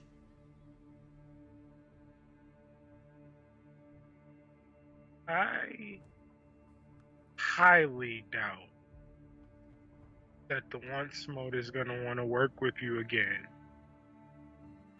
But what if I told you that we're trying to make things a little bit safer? What do you mean? We're thinking of ways to develop those weapons in a way that it's not overly destructive. Even the one that you used them on yesterday feels like it might be a okay alternative. If you make a weapon safer, no one's gonna want to use it. I think it depends on the weapon. If we... How are we gonna sell a weapon to armies that is less effective at killing their enemies than their current crossbows? Why do we have to sell it to armies? Because that's who buys the weapons, Alexios. Did you not compete without these in the arena and make yourself into a champion? Of course. So, are you not the war dove without firearms? I'm the war dove with just my bare fists. That's weird because you're not acting like it. Seems like you need some sort of crutch. And it's weird because I have a father and he's an actual cripple.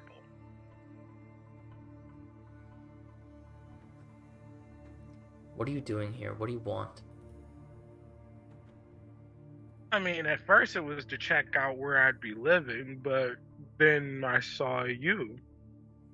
And I figured maybe something good can come out of this. If you let it. Something good? I have to fucking leave this town in the dead of night because you left me ashamed in front of the entire city, in front of 3 armies. How am I ever gonna hold my head up again? I can't go to any other arena. I can't just go back to selling my little inventions. In order to get some respect in this world after you took it from me, I need to do something big.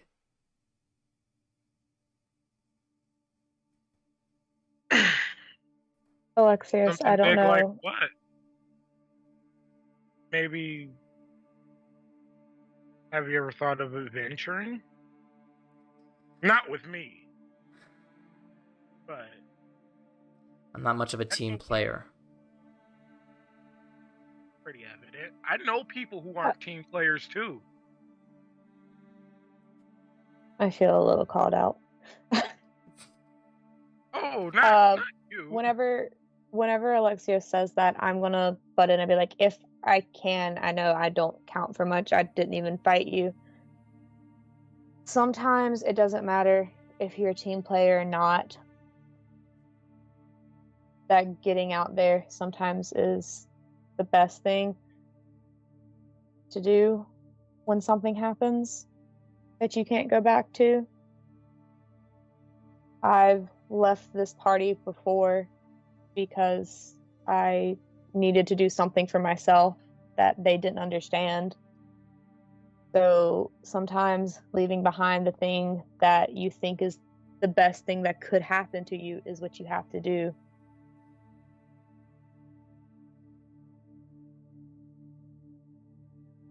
Where are these other people?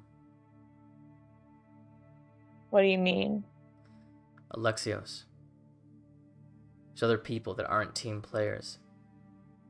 Oh, well, there's a guy back in Delphi that we know about who, like, nobody wants to work with. You guys kind of seem alike. Thanks. Well, I mean, I didn't mean it. Yeah, but he's also part of the... He's part of their council now. He made a name for himself, by himself. Perrin's? Not Perrin. I thought you were talking about Kenai. I was talking about Perrin. I thought you were talking about Kenai. You want to team up with Kenai? Hell no. I didn't say that. I'm just saying it as an example. Oh no, Kenai has a team. Like, yeah, but it's not the same. He still works by himself. He still works by himself is what I was getting at. Oh, yeah. That's not who I was talking about. My bad. Yeah, there's a guy, Perrin. He's deadly. He's just a dick. Like a big, veiny You're just dick. insulting her. No, Stop you're insulting not a dick, her. You just said You just said she reminded you of him, and then you called him a dick. I mean, that's why nobody... See, the more you say, the more she knows about what I'm talking about. You're not making anything better. What did I do? This sounds like a real winning strategy here. I'm super on board with all of this. There was more than one idea. I mean, listen. I still, once again, we're based in Delphi. I have a forge there. If you need time to think of things, I mean, I can. We're working on the firearms. We can maybe if we come up with a safer option, maybe, I don't know, you can see what that's all about. Your story isn't over. We can assemble you a team. Like, you're my sister. I want you to succeed. Right? I don't even know how to even get to Delphi. You don't know how to read a map? Stop being a dick. Listen. I can charter you a ship.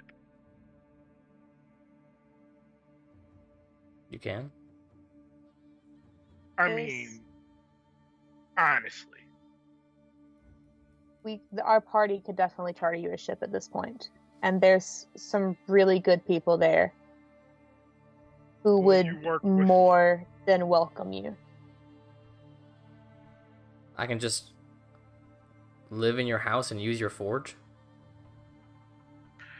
You can stay in my room because, you know, I'm not really there. It gets hot. There's a forge directly in the room. Sure. That sounds awesome. Okay, I mean, I don't have any other options, so yeah, sure. I mean, there's other rooms too. I have a place set up on the roof so that I could be out under the stars after a bunch of stuff happened. You're more than welcome to stay there too. God, you guys are so great. Great. Are you gonna steal from Debatable. us? Am I gonna steal from you? What would she steal? We didn't leave anything, Duffy. I mean, she's ransacking the shit out of the champion's house. I'm just saying. I'm not. Maybe. I'm taking She's my not shit. ransacking anything. She's taking her shit. I don't and know hiding what's it out. yours and what's supposed to be mine. I'm just Then how saying. would you know? Why would you mean, assume? I'm gonna turn towards God, Alexis and be you're a like, dick. assuming does make you an ass. It makes an ass out of everybody. I kind of agree with her on this one, man. I'm sorry. Oh, no. You no know, problem. if this parent guy didn't want to work with you guys, I bet he's No. fucking great. He definitely wanted to work with us. We just didn't want to work What with did I him. do? Like, okay, Who's listen, this Paloma. I know it's. I am not tactful at all. And Yes. you being an artificer, you should know that. This is like. We bend metal, not words. I mean, you can do both. I'm just not good at one. That's right. Carry on. Point being, this was a peace offering mission, and I am offering peace. And I am I am accepting your sorry. peace. I just have a lot of anger left in me, and I need to get it out. If you promise not to shoot me with anything sharp, I will spar with you. I'm used to sparring with the rest of the group. My weapons are packed. I just want to. I'll loan you a dagger. I don't want to attack you. It's beneath me. I just want to finish this design, and then I'll get out of your hair. And I'll get on a ship, and I'll go to Delphi, and I'll meet this Perrin guy.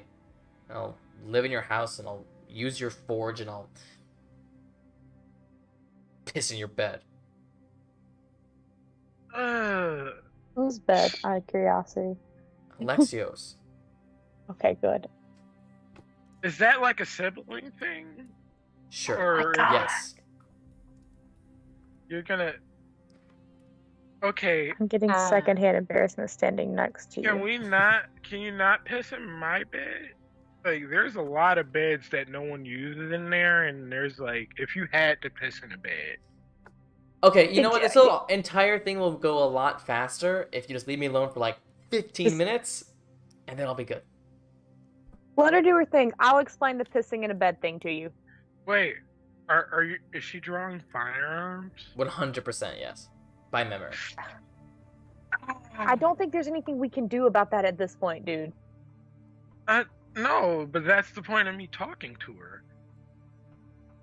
She's okay.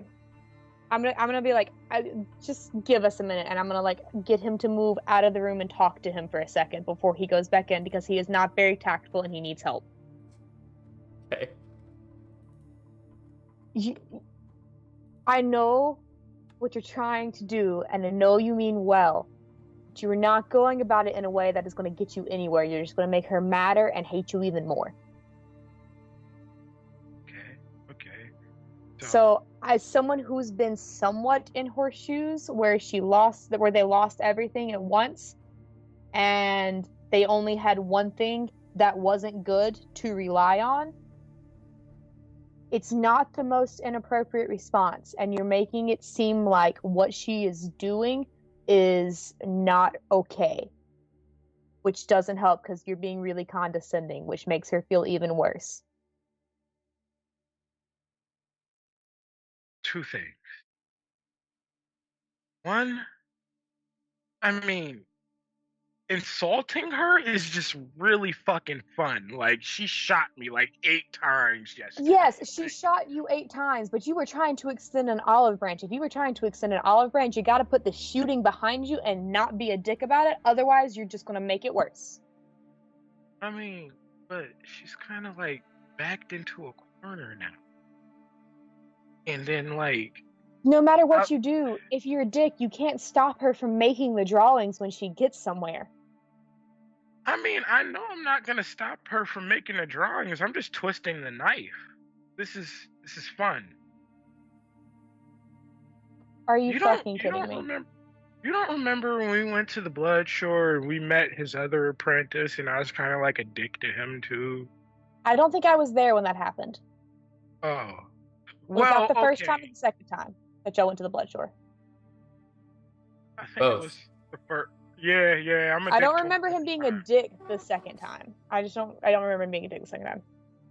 Okay. All I'm saying is that it's kind of a hobby. You know, I have a your complex. Hobby is causing people who worked with your master, who you call your siblings, pain. God, if that's how you treat your family, maybe I should have stayed with Mimosini. Not like physical pain, like emotional pain. Yeah, if that's how you treat your family, maybe I should have stayed with Mimosini. I mean, right before we fought, she literally said, "I'm sorry I have to do this," like almost like she was gonna definitely kick my ass, right? And then that's what she was I was like, boom, boom, boom, boom, boom, right? Okay, cool. But I won. I think I'm entitled to like a skosh. A skosh. This has been more than a skosh. This has been more than a skosh. I mean, I thought it. This has been you taking salt, rubbing it in the wound, and then taking more salt and rubbing it in the wound, and then burying her in salt. That sounds painful but funny at the same time. Alright, at this point, I'm going to stick my head back in the room and say, I apologize for anything he does. I have tried. You do not deserve this. You deserve better. And I'm going to wild shape into a bird, and I am flying back to wherever we're staying. I'm done. Ilme would have condoned all of this. And I flip him off as a bird. No. Can I like gesture my wing like I'm flipping him off? It'll knock you super off balance. I mean, like, I'm gonna keep flying anyway, but I'm just gonna turn into a bloodhawk and leave. Okay. I am going to blow again. Okay, listen. I thought we had the whole cocky thing in common. I thought that you think me showing up and like prodding you a little bit would be a brotherly thing to do. I thought it would be funny. I didn't mean to offend. I honestly thought that leaving you with your life would be preferable. I mean, even if you can't operate here, you can operate somewhere, you know? You know, Alexios, I am the very first living former champion in Voltura's history. Arisians are proud people Volturans are proud people. I was born and raised here. I bleed Volturan. And just so happened that my shame was in front of the Athenian army, the Xandarian army, the Spartan army. That shit's gonna spread. Of the amazing show they saw. Of Alexios taking control of the arena. And that's great for your story. I don't blame you for trying your hardest and kicking my ass. I don't. But that doesn't make my defeat any less defeating. It's like you called everyone important to one place and then pulled my pants down. So I'm sorry if I'm not ready to joke about it yet. But I've spent my life training and learning. And you come back to town after fighting dragons and shit. And you take everything from me. And I'm grateful that you're trying to give me a new start now. I am. But this is real shit. And I'm not...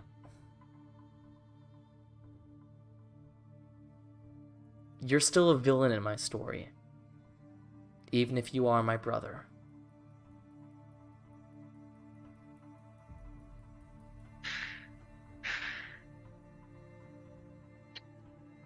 I tried to find out as much about you as I could.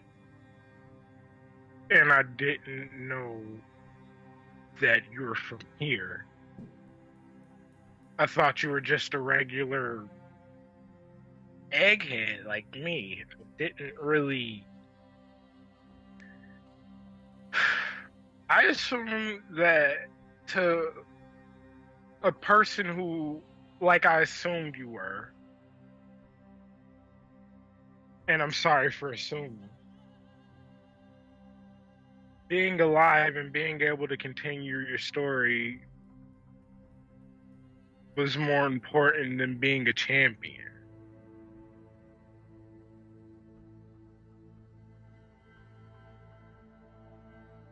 Being champion is great. It was never going to be my final step in my story, but I guess you never really think about hitting rock bottom as part of a hero's story. I grew up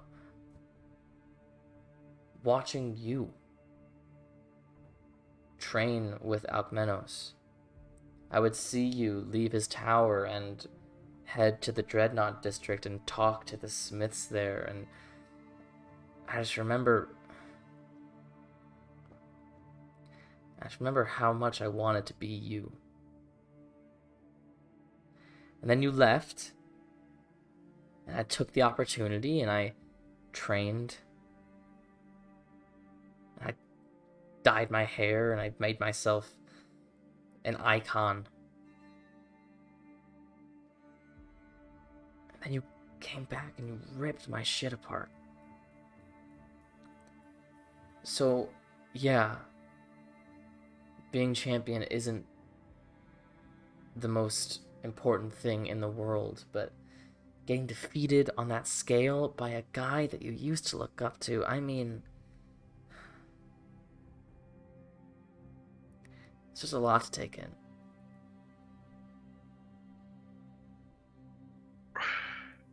I never considered myself as somebody that somebody should look up to,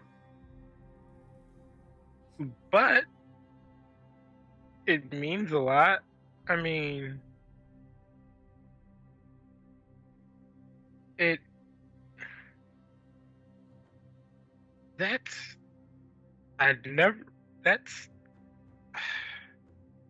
Don't didn't say expect anything. you This to is say really that. embarrassing. I've had enough embarrassment in the last 24 hours to last me a lifetime. Okay, I just thank you for your offer and your hospitality. Okay, I'm gonna get out of your hair. and I guess I'll see you in Delphi. I am going to bring my friends back here tonight. Do you want to stay? You can draw. Well, I don't know. I'll get to know you. We can talk, become friends before we can find a ship in the morning. Yeah, all right. Sure. And can you do us a favor? What? Okay, so we have the manor that you're gonna stay at, and we also have like servants, guards, things like that. And we have not paid them at all. Well, we've paid them, but we've been gone a while.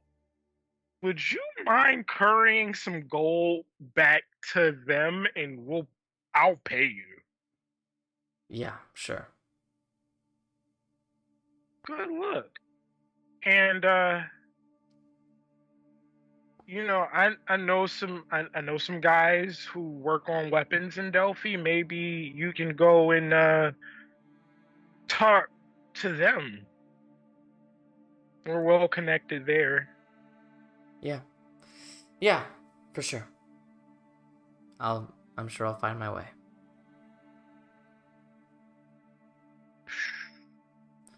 So, I always wanted a sister. Can you, the dickhead thing? I'm sorry. Can we, just bring it in for a hug? Yeah, I'm not there yet. Everybody rejects me in moments like this. Listen, that's a you problem. Yeah, I know. Like I'm just gonna to your I'm gonna finish cleaning up here. You should go find your friends or whatever. Take your time. Thanks. And you leave the house, and eventually you do alert all of your friends that there's a party at the Champion's Mansion tonight. You all, after your second day here, or first day, come to the fancy Champion's house in the inner ring for a party. And Paloma's already gone. I gave her no goal. And that's where we'll pick up next week. Damn. Surprise, made you care about someone you shouldn't care about. Try. You seem to do that pretty often, Sammy. You know, what's the fun in two-dimensional characters when you can make them three-dimensional? I mean, the Face Slumber did the same thing. They just dipped. Yeah, when you were talking about people that don't play well with others, I thought you were gonna suggest Eric's.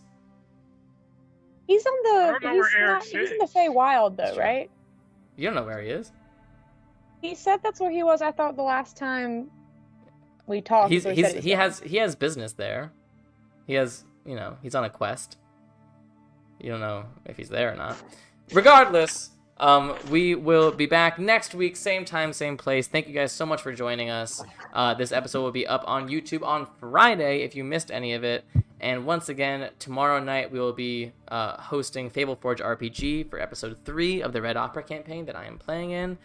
Very excited to see where that goes. Got a lot of fun stuff in the works with that. Tune in next week, episode 32 next week. We will see you then. Goodbye.